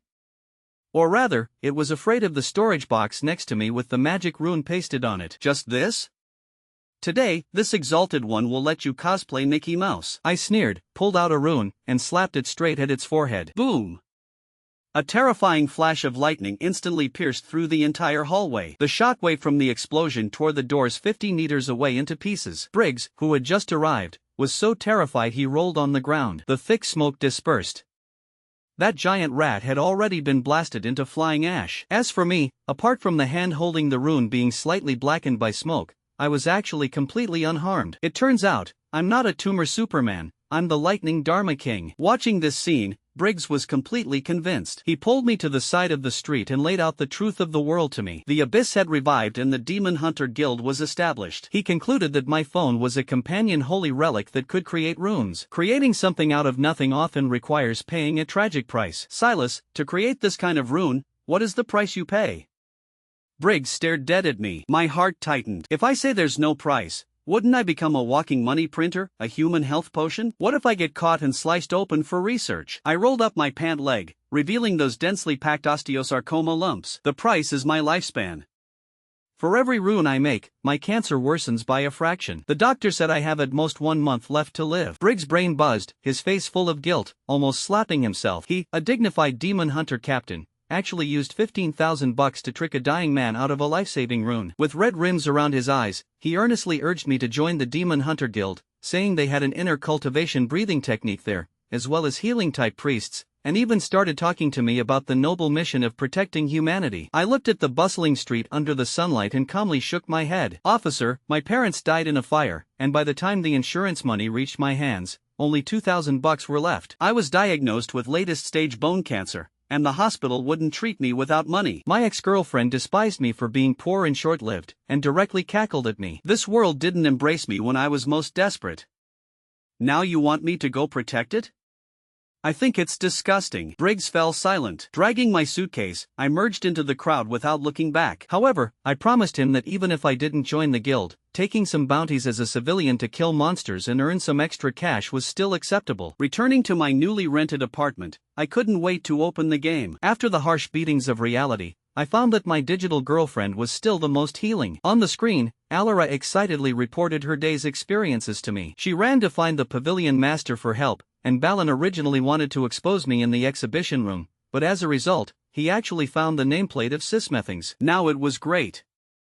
I was directly upgraded from Grand Mentor to the first-generation ancestor of the Order. Balan made the call on the spot, ready to smash pots and sell iron to save me. Alara ran to the library and got the prescription for the 100 herbs purification magic potion. The elder in the greenhouse took a look and found that 2 ancient primary ingredients were missing: dragon blood vine and deep sea blueberry. I should have known she'd take this harder than I did. Mentor, rest assured. The pavilion master said the Middle-earth ruins are opening soon, and there's a druid sanctuary there. I will definitely go in and find the primary ingredients. I absolutely will not let you die. Alara sat kneeling on the carpet, the rims of her eyes red, but her gaze incomparably determined. Looking at the screen, my heart felt both sour and warm. In reality, I was abandoned by everyone. In the game, this little girl was willing to risk her life for me. The game scene shifted. At the top of a broken cliff, the setting sun was like blood. Alara carried her pack with Pavilion Master Balan and eldest senior sister Freya standing in front of her. Alara, the journey is perilous. This time, I will let your eldest sister escort you to gain experience. Balan looked stern. Freya was an alcoholic. She carelessly threw her arm around Alara's shoulders. Little junior sister, I'll protect you, but you have to cover all the alcohol on the way. Balan's face darkened, digging out 2 bags of gold coins from his pocket and clutching them tightly in his hands. Freya wasn't polite at all. She went up and pried open her master's fingers one by one, snatching the 20 gold coins over. We're off, old man. Freya pulled Alara away without looking back. Balan snorted coldly, stepped onto his floating flying sword, and shot into the sky. However, as he swept across the horizon, his sword key outlined 4 large words in the clouds over the broken cliff. May the holy light protect. Watching the screen, I clenched my fists. To save me, Alara was about to step into the dangerous ruins, and I absolutely could not just die a cowardly death from bone cancer. System, top me up another 5,000 bucks. On the screen, Alara's eyes were red, her fingers tightly pinching the hem of her skirt, her voice trembling. Your disciple has no complaints or regrets, not even afraid of my eyes blurring from grinding magic potions all night. How can Mentor speak such discouraging words like entrusting a dying wish? Can't Mentor pull yourself together a bit? Hearing these words, this heart of mine, tortured cold by bone cancer, was instantly ignited. A terminal illness is not an abyssal curse. It is more terrifying than a curse,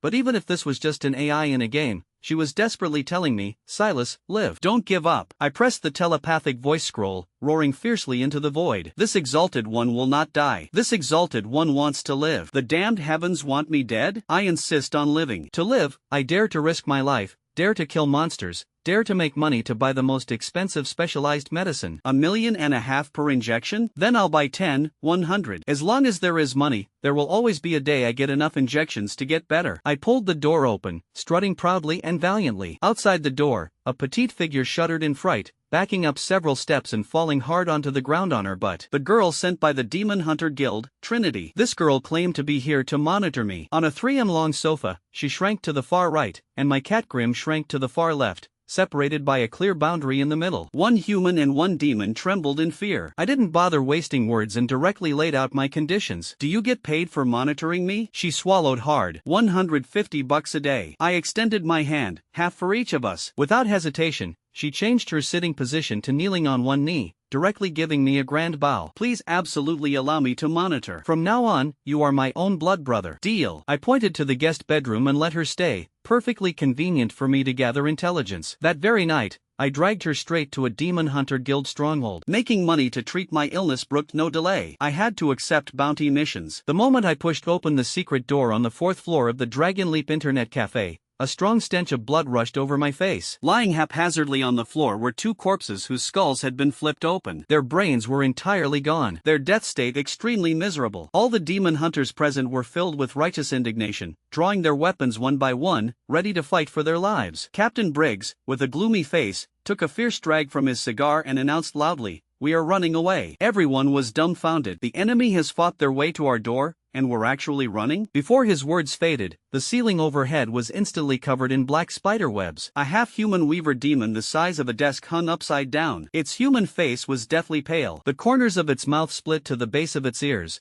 letting out piercing maniacal laughter. A silver-rank abyssal monster, wanted criminal. The demon hunters were scared out of their wits. Briggs pulled out an enchanted shotgun and blasted a shot, yelling that he would cover the rear. As a result, the weaver demon rammed its head and collapsed the wall, and the ruins were filled with his agonizing screams. Trinity grabbed me and bolted, rushing into a small alley. I casually asked her, "This spider is a wanted criminal?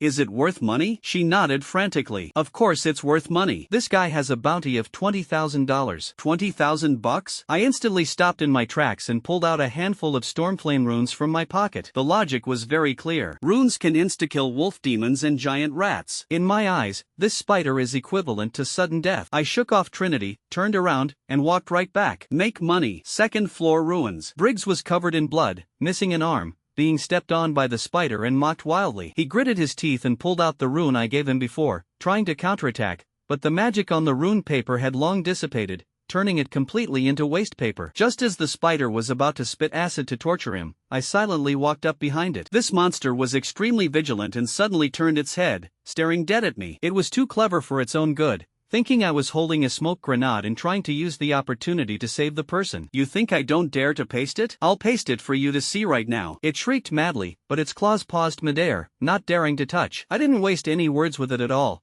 directly using a drying rack to violently jab the Thunderfire rune dead onto its face. Turn around, hit the deck, cover my head. The movements were accomplished in one breath. "Briggs, you're on your own." Boom! Blinding white light pierced through the entire second floor. Berserk thunder and fire exploded instantly. A large half of the second floor collapsed. The carapace the weaver demon took pride in was completely shattered, blasted into fist-sized pieces. Its entire body was charred and smoking, desperately scurrying downstairs to escape. It had just rushed to the front door on the first floor when Trinity, standing right there, backhanded another rune and plastered it on the door. FCK. No! A second flash of lightning, and this silver rank monster was completely wiped out into flying ash. I climbed out of the ruins, patting the bricks off my body. My phone suddenly vibrated. A game pop-up lit up. Killed an abyssal demon spider. Reward obtained. Demon crystal fragment. Spider silk mithril soft armor delivered. My eyes went wide. Kill monsters in reality. Drop loot in the game. A defensive soft armor had directly appeared out of thin air on my bed at home. This companion holy relic wasn't even pretending anymore. It was an open-hand fusion. Briggs climbed out of the stone pile, moved to tears and snot, insisting desperately on pulling me into the Demon Hunter Guild. Decisively refused, took away the $20,000 bounty, turned around, and went to find Trinity to fish for information. This girl had just taken benefits from me and, completely off guard, spilled the entire mechanics of the Demon Hunter Guild's breathing technique from top to bottom. The prologue opens up all body nodes. The first volume guides mana into the body. A massive buzz resounded in my brain. It clicked. Everything clicked. No wonder after I gave myself a stab with the advanced acupoint piercing technique earlier, my right leg moved like the wind. The mana from the crystal bracelet had directly flowed along my meridians and nourished my muscles. In other words, I can also cultivate tidal mysteries. The prerequisite is that the mana circuits of my entire body are open. As long as I practice the game's Holy Spirit acupoint piercing technique to grand completion and completely open my own meridians, I will be able to use magic in reality. Screw being a tumor Superman. Next, it's time for me, Grand Mentor Silus, to take the stage. I sprinted home, locked the bedroom door, and clicked open the game panel. Upgrading the acupoint piercing technique from high tier to master level requires spending 1,000 in the game. Spend. To save my life, not a single cent will be spared. I looked at the screen. Alara and eldest senior sister Freya were resting in a small inn in the mortal realm. The two had just gotten into bed. Eldest senior sister was bold and uninhibited. She directly took off her undershirt and tossed it aside. Alara, terrified, shrank under the covers, not daring to look. I didn't care about these details at all. I directly threw down money and dropped a high-tier mana array. 10 top-quality mana crystals fell from the sky, and terrifying mana instantly filled the entire room. Alara, under the covers, let out a whimper. Eldest senior sister, stripped completely naked, looked at the array, her scalp going numb. The heart that was hanging in suspense completely died. So, Alara's mentor can see? I didn't have time to bother with her social death. I continued to swipe my credit limit madly in the mall. To scrape together 1,000, I locked my eyes onto the limited time items refreshing in the mall. Astral Skyship, price 1,500, speed comparable to a Grand Magus flying through the air, fully autonomous driving, perfect for Alara to use for traveling. Bye. Above the sky of Kinga City, space tore violently and a massive steampunk skyship descended out of thin air. The night patrol guards of the entire city were all dumbfounded, kneeling on the ground shouting that a miracle had manifested. System prompt: spend 15 to use the secret Arctitan's hand to transfer the array without interrupting your apprentice's cultivation. Must pay. Buzz, a semi-transparent giant arcane hand descended from the sky. Its 5 fingers spread wide, grabbing the entire in where Alara was staying. Uprooted entirely, the giant hand shook violently in Madeira, shaking out all the other passers-by staying inside. Then it wound up its arm and, like throwing a football, viciously smashed the entire in onto the skyship's deck. Touchdown score, perfect. The skyship instantly started hurtling at full speed toward its destination, Emerald Star Valley. I also let out a long sigh of relief. My brain started to swell. The system prompted that breaking through to master level for the acupoint piercing technique takes 6 hours and my operations were too fast, overloading my brain capacity. I fell asleep as soon as my head hit the pillow. When I wake up, it will be the moment my Silus mana is unlocked. The skyship tore through the sea of clouds for a whole night. At dawn, Freya stretched and pushed the door open, her entire person petrifying on the spot. Outside the door wasn't a bustling street, but a bottomless layer of clouds. Right outside the inn's front door was shockingly the skyship's core power engine. The inn was uprooted entirely. Alara looked at the marks around them, her eyes full of emotion. It must have been Mentor displaying a great divine ability so as not to disturb their cultivation. Mentor is so good. Just as the two were leaning over the ship's rail looking down, a sudden mutation occurred. Boom, a loud crash. The sky shook and the earth trembled. The skyship,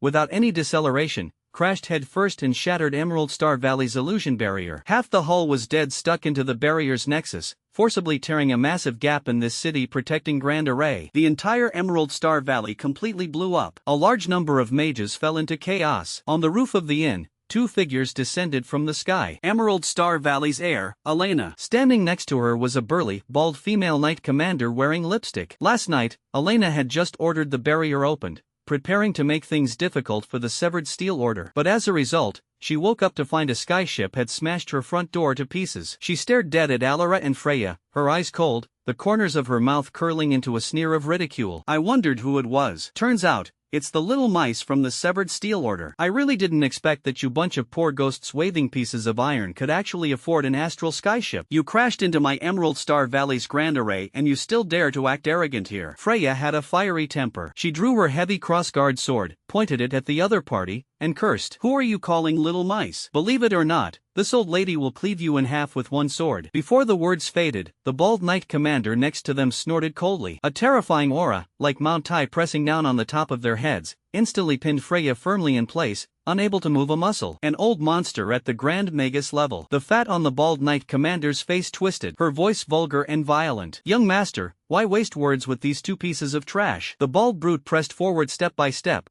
her berserk aura locking onto Alara. She pulled out a black giant axe and smiled hideously. Chop off their limbs and throw them into the dungeon. Let the Severed Steel Order bring gold coins to ransom them. Just as the bald knight was about to strike, Elena waved her hand to stop her. I keep my word. I'll give you one chance. She sneered coldly, tossing out a magical golden lotus. The golden lotus exploded instantly, dragging Alara and Freya directly into Emerald Star Valley's nightmare barrier. Break the array and then you can buy medicine. Deep within the barrier, the mental attacks were extremely vicious. Betrayal by former fellow disciples and the tragic scene of her parents' deaths played in turn. But Alara paid them no mind at all. It wasn't until the scene before her eyes changed and she saw me, clad in white and covered in blood, being torn apart and eaten alive by a pack of ghouls. This time, they poked a hornet's nest. Alara completely snapped. Her eyes blood red, she drew her long sword, staring dead at the darkness above, her killing intent directly tearing a gap in the sky dome. This girl actually wanted to sever the heavens with a single sword strike. In reality, I was sleeping soundly when my phone's piercing alarm blasted me awake. The screen flashed wildly with blood-red text. Warning, your digital girlfriend has provoked the laws and is about to be struck dead by lightning. Holy SHT, how can this be allowed? I sprang out of bed in a second, tapping frantically to force a halt. Boom, a bell tolled in my mind and Alara instantly regained her clarity. Seeing Alara out of danger, I looked over at eldest senior sister Freya. This reckless woman was trapped dead by her inner demons, rolling wildly in a mud puddle, yelling for someone to put out a fire. I immediately transmitted my voice to Alara. Quick,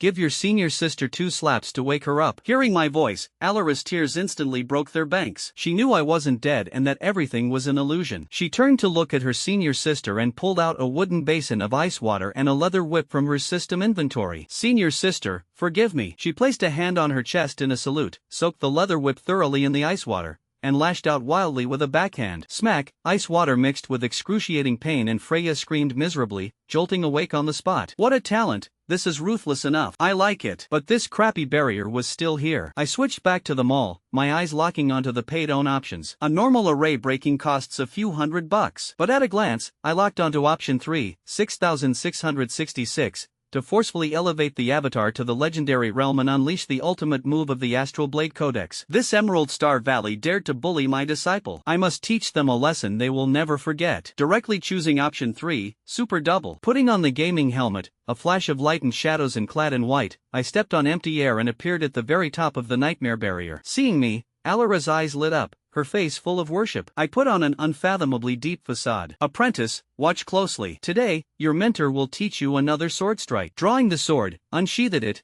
the heaven and earth of the continent of Ethelgard instantly changed color. In broad daylight, the blazing sun was forcibly suppressed. The sky transformed into a profound astral void, reflecting a sky full of galaxies. The terrifying aura of the legendary stage rolled over the entire Emerald Star Valley like a massive millstone. The originally arrogant Elena now had a face as pale as a corpse. She scrambled out, dropping directly to her knees, her entire body shaking like a sieve. My lord, spare my life. Let's talk this out. Emerald Star Valley is willing to make amends. I sneered coldly. Hold my hand?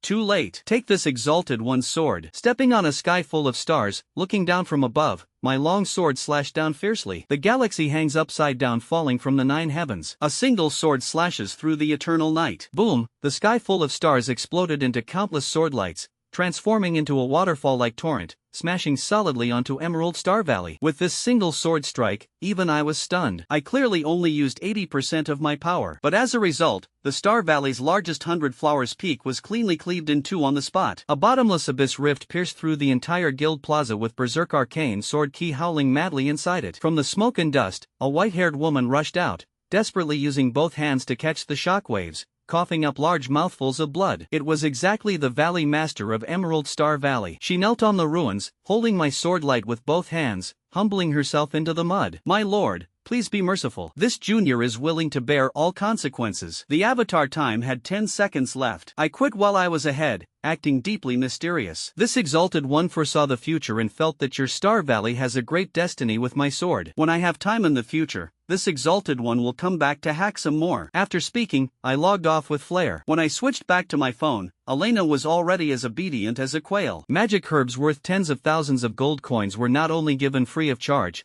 but they were also forced to accept a pile of broken copper and iron from the Severed Steel Order as collateral. Even that heavily injured Valley Master stared at the abyssal sword mark I had cleaved open like it was a supreme treasure. She directly ordered the entire guild to meditate on the peerless sword intent inside it every day from now on. Good lord, I dismantled her house and instead, she treated me like a living bodhisattva. The matters in the game were settled. In reality, my Holy Spirit acupoint piercing technique had finally ground its way up to master level grand completion. As long as I prick myself with a few needles, I will be able to open the mana circuits in my entire body and truly step onto the path of magic cultivation. But for safety's sake, I had to find a lab rat first. My eyes locked dead onto the black cat in my house, Grim. This hellhound was very sharp. Seeing me pull out the silver needles, it was so terrified it ran frantically all over the room. With a fake-out move, I grabbed the scruff of its neck. Be good, just one prick. If you get popular, you can even learn to do backflips to earn cat food. Grim's eyes were full of humiliation, roaring wildly inside. Little did I know, this thing was no ordinary cat at all, but an ancient abyssal giant beast. I drove the needle down, the max-level needle technique flowing like water, so fast it left after images. Grim was instantly frozen. It originally wanted to fight for its life, but as a result, the next second, its eyes went round with sheer pleasure. This power wasn't harming it at all. It was forcefully helping this mortal cat body widen its meridians throughout its entire body. Just as I finished the acupuncture and withdrew the needles, my roommate Trinity pushed her door open and came out. This girl had long been stunned seeing my hand movements that were full of after images just now. She carefully handed me a smartwatch. Big brother Silus. This is a custom-made watch from the Demon Hunter Guild. It can scan for nearby monsters. Take it for self-defense. My eyes lit up, perfect to test on Grim. Aiming at the black cat, one-click scan. The screen lit up a green light. Detection pass. This is a cute little kitty. Sigh, I was a bit disappointed. I thought this dead cat could give me a surprise. The hellhound licking its paw next to me sneered inwardly. As an abyssal lord, it could already freely retract and release its demonic aura. How could a broken watch possibly scan it out? Not giving up, I aimed the watch again at the big carp I had bought from the vegetable market this morning. Beep beep beep. Red lights flashed wildly. Warning, mutated monster detected. I gasped out loud on the spot. Turning my head to look at Trinity, 3 zeros. Guess what? This fish really is a sea monster. If I stew it and eat it, do you think it can increase my mana? The big carp was so terrified it flapped its tail frantically, its fins slapping loudly, smack smack, tears almost bursting out of its eyes. Trinity's face turned deathly pale. She had imagined a whole bunch of things, thinking this carp was a minion enlightened by the big shot black cat. Terrified that I would anger the black cat by stewing it, she lunged forward to desperately persuade me to stop. Big brother, monster meat has curses. You really can't eat it. To save its life, the big carp opened its mouth wide and with a spat out a top-quality magic pearl the size of a quail egg. My eyes lit up and I immediately negotiated with it. Spit one out a week and I won't eat you. Deal? The big carp nodded frantically. Deal. From now on, you are my family's wealth-bringing fish, little green. Picking up tens of thousands of bucks in pearl money for free every month. This business is a massive profit. Sending the sea back to the water basin, I casually found an excuse to have Trinity run an errand to the suburbs to buy pizza, sending her away. The room was finally quiet. I took off my shirt, pulled out the silver needles and took a deep breath. It's time for me, Grand Mentor Silus, to take the stage. The master-level acupoint piercing technique. Without any hesitation, I pierced directly into my major acupoints, one needle after another. Intense pain accompanied by indescribable pleasure wildly washed over my body. This was the feeling I'd been chasing all along. The wind was pulsing. The smells in the air instantly became incredibly clear and my vision grew as sharp as an eagle's eye. I succeeded. I clenched my fist tightly, feeling the surging power within my body. Taking a step forward, I threw a vicious punch right at the load-bearing wall. Bang! FCK. Ow, ow. My fist instantly swelled into a purple bun. I hopped around the room in agonizing pain. Only then did I realize that just opening the circuits meant absolutely nothing. I didn't have a single drop of mana in my body,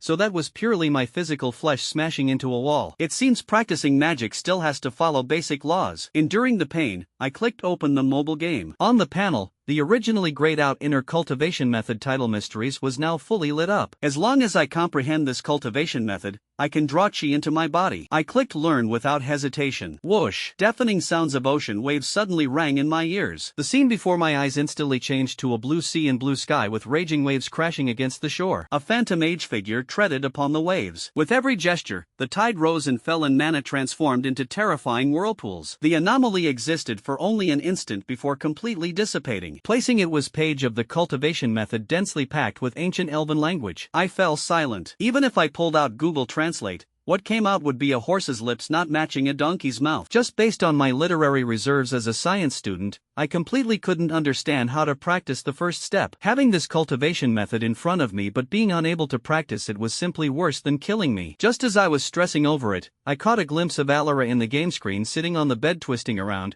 her cheeks flushed red. I had casually poked her face on the screen just now and this girl probably felt a plan formed in my mind. Since I don't understand it, let the one who understands teach me. I cleared my throat, pressed the telepathic voice scroll. My voice authoritative and deep. Alara, you have been cultivating title mysteries for some time now. This cultivation method is profoundly mysterious and difficult to comprehend. Today, your mentor shall test you on it. On the screen, Alara's eyes instantly brightened into crescents, her face written all over with excitement. She quickly sat cross-legged on the bed, deliberately slowing her movements down significantly, pretending to be very unskilled and ignorantly innocent. Your disciple is dull and there are many parts where I still need mentor's guidance. Please review it, mentor. How was this a demonstration? She was practically chewing the cultivation method to pieces, breaking it apart and feeding it into my mouth bit by bit. I stared at the screen, my hands moving so fast they left after images, frantically taking screenshots and screen recordings. So that's how the hand seals are formed. So my mind is supposed to meditate on elemental balance, not thinking about tap water or mineral water at all.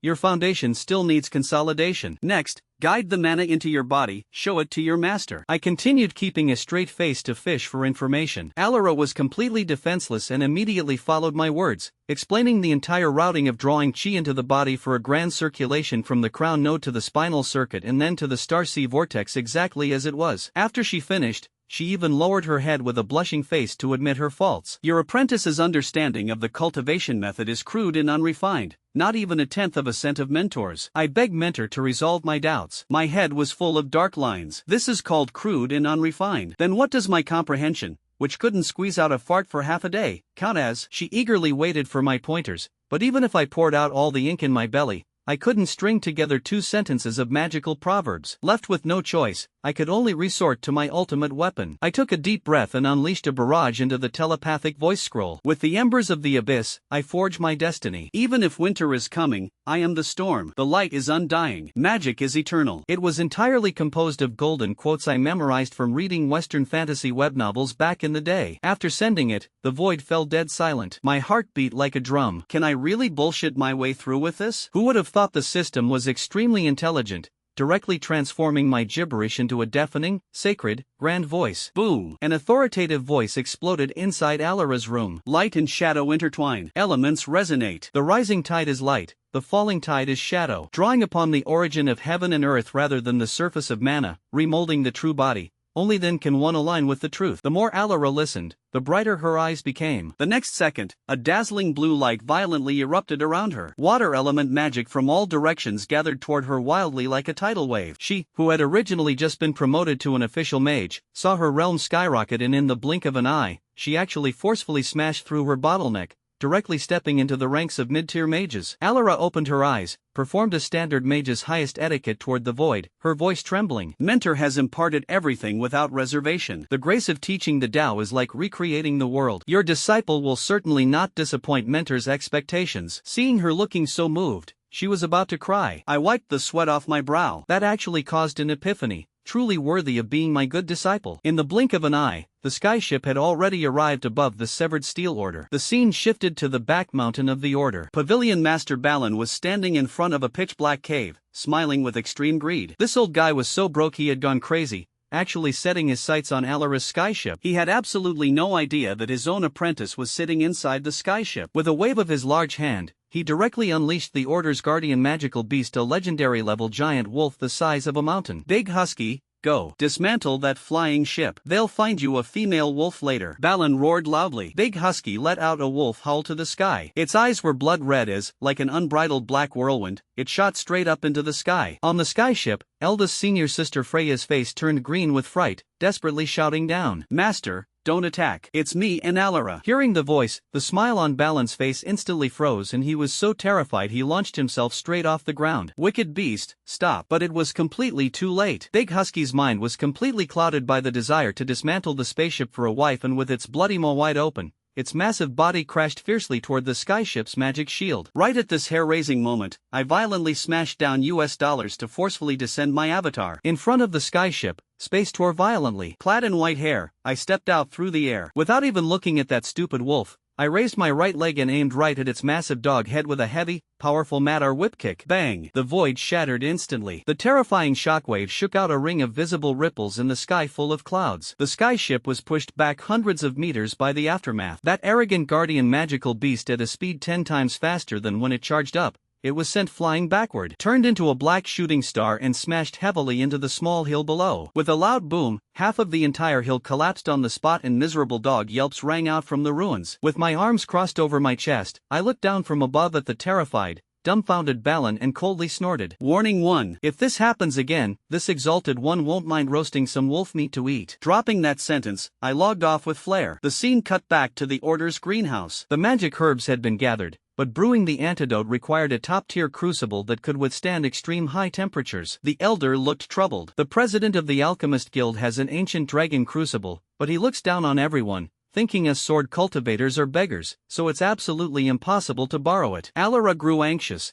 biting her lip to press the issue. Is there really no other way? The Elder pulled out a tattered parchment scroll, his face gloomy. There is. A druid fragment records that a mage can be used as the furnace. A water element mage jumps into the fire, uses their own mana as fuel, and forcefully burns away the impurities in the herbs. Balin, who was standing to the side, snatched the parchment and smashed it onto the ground, cursing loudly. What kind of dark magic is this? Burn it right now. I'll go to the Alchemist Guild and rob them right now. The two elders argued back and forth. Alara, however, silently picked up the fragment from the ground. She pinched the parchment tightly. There was not a shred of fear in her eyes, only the absolute resolve of someone burning their bridges. Pavilion Master, Elder, to save my mentor, this disciple is willing to try. Seeing this scene, my breathing hitched. This silly girl, does she not even want her own life? She took a deep breath, turned around and jumped into the massive iron pot burning with raging alchemical fire, waving her hand to cover it with the lid. Before going in, she even specifically begged the elders to set up a soundproofing barrier, terrified that her screams of agony would leak out and distract me. On the screen, the magic arrays around the furnace operated madly and blazing flames swallowed the entire body of the pot. I stared dead at the screen, my fists clenched tightly. Strength, I need stronger strength. Just then, the system battle pass refreshed. A blind box flashing with purple light popped out. Open Elemental Affinity blind box. I clicked it open without hesitation. A blinding golden electric arc struck the screen. Obtained rare talent, Heart of Thunder single element lightning magic. It was actually a top tier single attribute lightning element magic talent. Heart of Thunder delivered. A clap of thunder violently exploded in my mind. I quickly looked inward into my starseed, only to see that on that barren land of Adantian, a magic sapling flashing with berserk electric arcs had shockingly grown. Elements from all directions began to spontaneously gather toward it, tainted with a destructive aura of lightning. Everything is ready. All that is needed is the east wind. I immediately sat cross-legged and, following the method Alara taught, operated tidal mysteries. Mana poured in through the crown of my head like silk threads, traveled along my meridians, and finally converged in the starseed, transforming into a rapidly spinning magic vortex. With a soft pop, a wisp of clear chi rose from the top of my head and dissipated. I abruptly opened my eyes, feeling the surging power in my limbs and bones, and couldn't help but let out a wild laugh. I did it! I finally stepped through the gates of magic. Magic Apprentice, Tier 1. I clenched my fists and mana gathered madly toward my right fist. Filled with confidence, I stared at the load-bearing wall in front of me, stepped forward, twisted my waist, and viciously smashed a punch onto it. Bang! FCK! Screams of agony like a slaughtered pig echoed through the entire apartment building. 10 minutes later, grimacing in pain, I applied an ice pack to my right hand, which had swollen into a purple bun. Too reckless. I only opened the circuits, but I don't even have a warrior's foundation, so my physical body strength is completely insufficient. Without a magic shield, this punch was purely throwing an egg against a rock. Money. Right now, the most important thing is money. Without money to buy the specialized medicine, I still have to die. I immediately clicked open the Demon Hunter Guild smartwatch, my eyes scanning madly over a pile of missions. Very quickly, a mission locked my sight. Investigate the Century New City Phase 3 construction site. Bounty, 50,000. If the scourge is completely resolved, an additional 50,000. You're the one. 100 grand, and the distance is close. Let's do it. I had just accepted the mission when the front door was pushed open by Trinity. This girl rushed in panting heavily, hands on her hips, yelling at me loudly. Silus,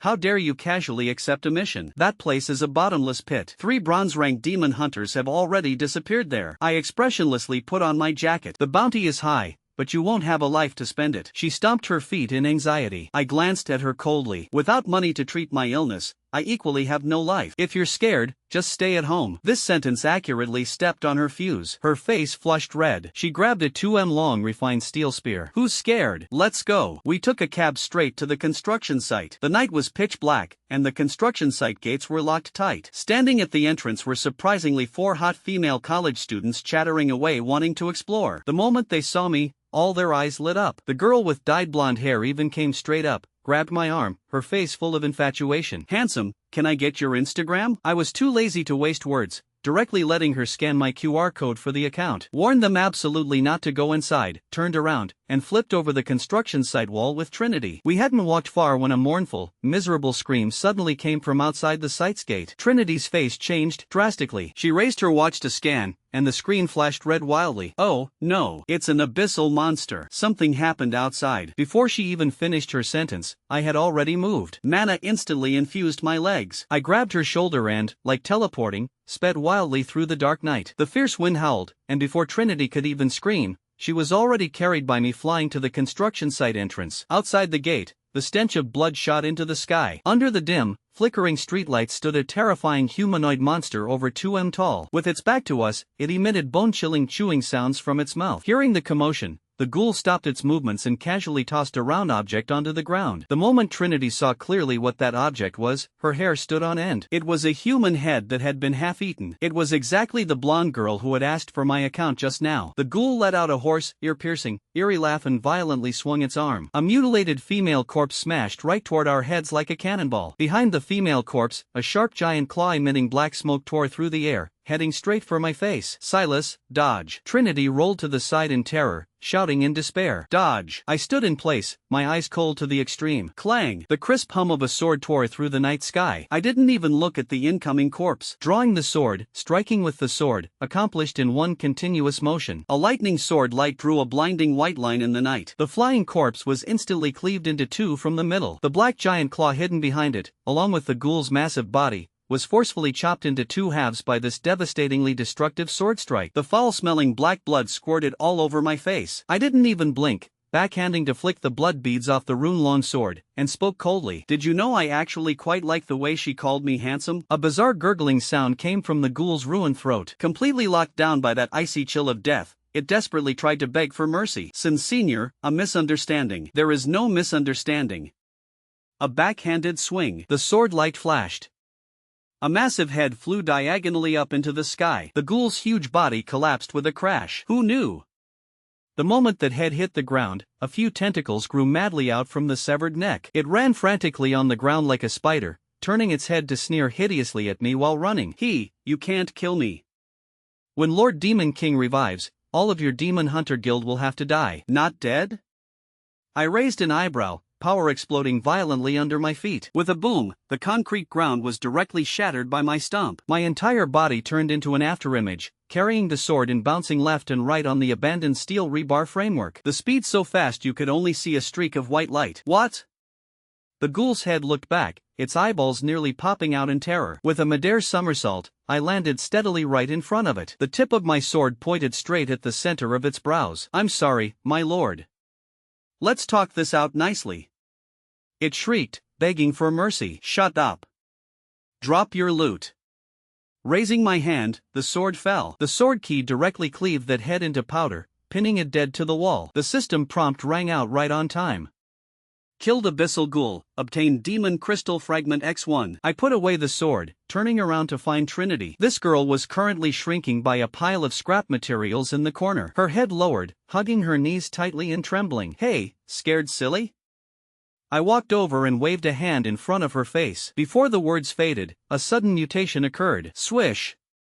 Trinity abruptly looked up, her eyes hollow, grabbed the long spear by her side, and like a viper striking from its hole, the spear tip thrust straight at my face. Extremely fast, but under my overflowing perception right now, it was as slow as a snail. I tilted my head slightly to dodge the spear tip, backhanded to firmly grab the spear shaft, exerted force from my waist, and with a violent over-the-shoulder throw, smashed her and the spear heavily onto the ground. Bang! Trinity let out a scream and fell into the pile of scrap. I pressed forward, my eyes instantly locking onto the back of her neck. Lying dead still, there was a bizarre spider with a blood-red abdomen. This thing was controlling her. Seeing that it was exposed, the spider immediately moved its legs to run. The rune longsword flashed with a cold light, directly tearing it into two halves on the spot. More fragments? Heh, found you. From the floor above my head, a gloomy, muffled grunt suddenly came. Trying to run?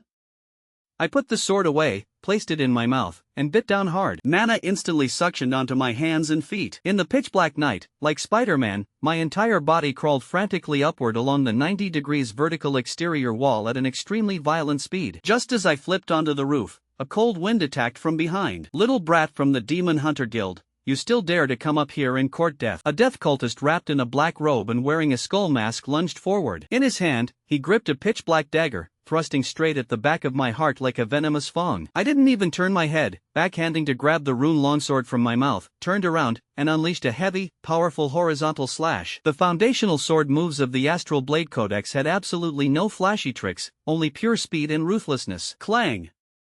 The sword blade and the dagger collided fiercely together, only hearing a crisp crack. The death cultist was directly blasted flying backward. He looked down at the dagger in his hand that had broken into two pieces, his entire person completely dumbfounded. How is this possible?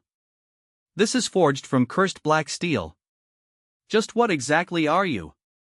He shrieked, backing away frantically as if he had seen a ghost. My face cold, I pressed forward step by step, hand over the dropped loot. I really don't know what dropped loot is, my lord. He was so terrified he fell to his knees with a plop, scrambling backward, retreating all the way to the edge of the rooftop. He hurriedly pulled out a pile of broken copper and iron from his clothes, threw it on the ground, and kowtowed madly. My lord, these are all my treasures. I beg you to just let me go like a fart. I have elderly parents and young children at home. I stopped in my tracks, my eyes narrowing slightly, staring at him. Do you have money? The cultist froze. I do. I decisively pulled out my phone, brought up my Zelle receiving QR code, and shoved it in his face. Transfer the money. How long you get to live depends on how much you transfer. What's the point of doing missions to earn bounties when is there anything faster than directly robbing the villains to get money? The death cultist was completely bewildered. In a world of magic revival chaos, there's actually someone asking for US dollars? But he didn't dare waste words, shivering as he scanned the code, transferring every last bit of the balance on his card over. Account received, 580,000. My lord, this is all the money I have, I swear. He squeezed out a smile uglier than crying, revealing a mouthful of scorched yellow teeth. Can I live now? I looked at the balance, my eyes shining, and nodded with satisfaction. Yes, you can. $10,000 buys you 0.1 extra seconds of life. 580K, I'll round it up and give you a discount. You get an extra 6 seconds. You're welcome, you. His eyes practically split open with rage, and just as he was about to erupt violently, 654-3-2-1, time's up. With a flick of my wrist, the long sword traced a perfect arc. A human head shot up into the sky, followed by another strike, sword key crisscrossing, directly shredding that head into pieces. System prompt pop up. Killed death cultist, obtained crystal fragments, cursed black steel, broken dagger, mind control goo. Confirming the cleanup was complete, I carried the loot and flipped down from the building. Outside the construction site gate, police lights were flashing. Several off-road vehicles from the Demon Hunter Guild had already arrived. Trinity, clutching her broken ribs, was jumping up and down in anxiety. Quickly, find Silus. He hasn't come out. As soon as she turned her head, she saw me walking out, carrying a dripping sword. Silus, are you okay? She yelled in pleasant surprise. I pushed her aside, looking ahead in astonishment. The one leading the team wasn't Captain Briggs, but a white-haired old man. When he saw me, his pupils likewise trembled violently. His entire person, as if struck by lightning. Old Arthur stared dead at my face, his lips quivering, almost unable to even grip his walking stick, and cried out in shock. You were Silus?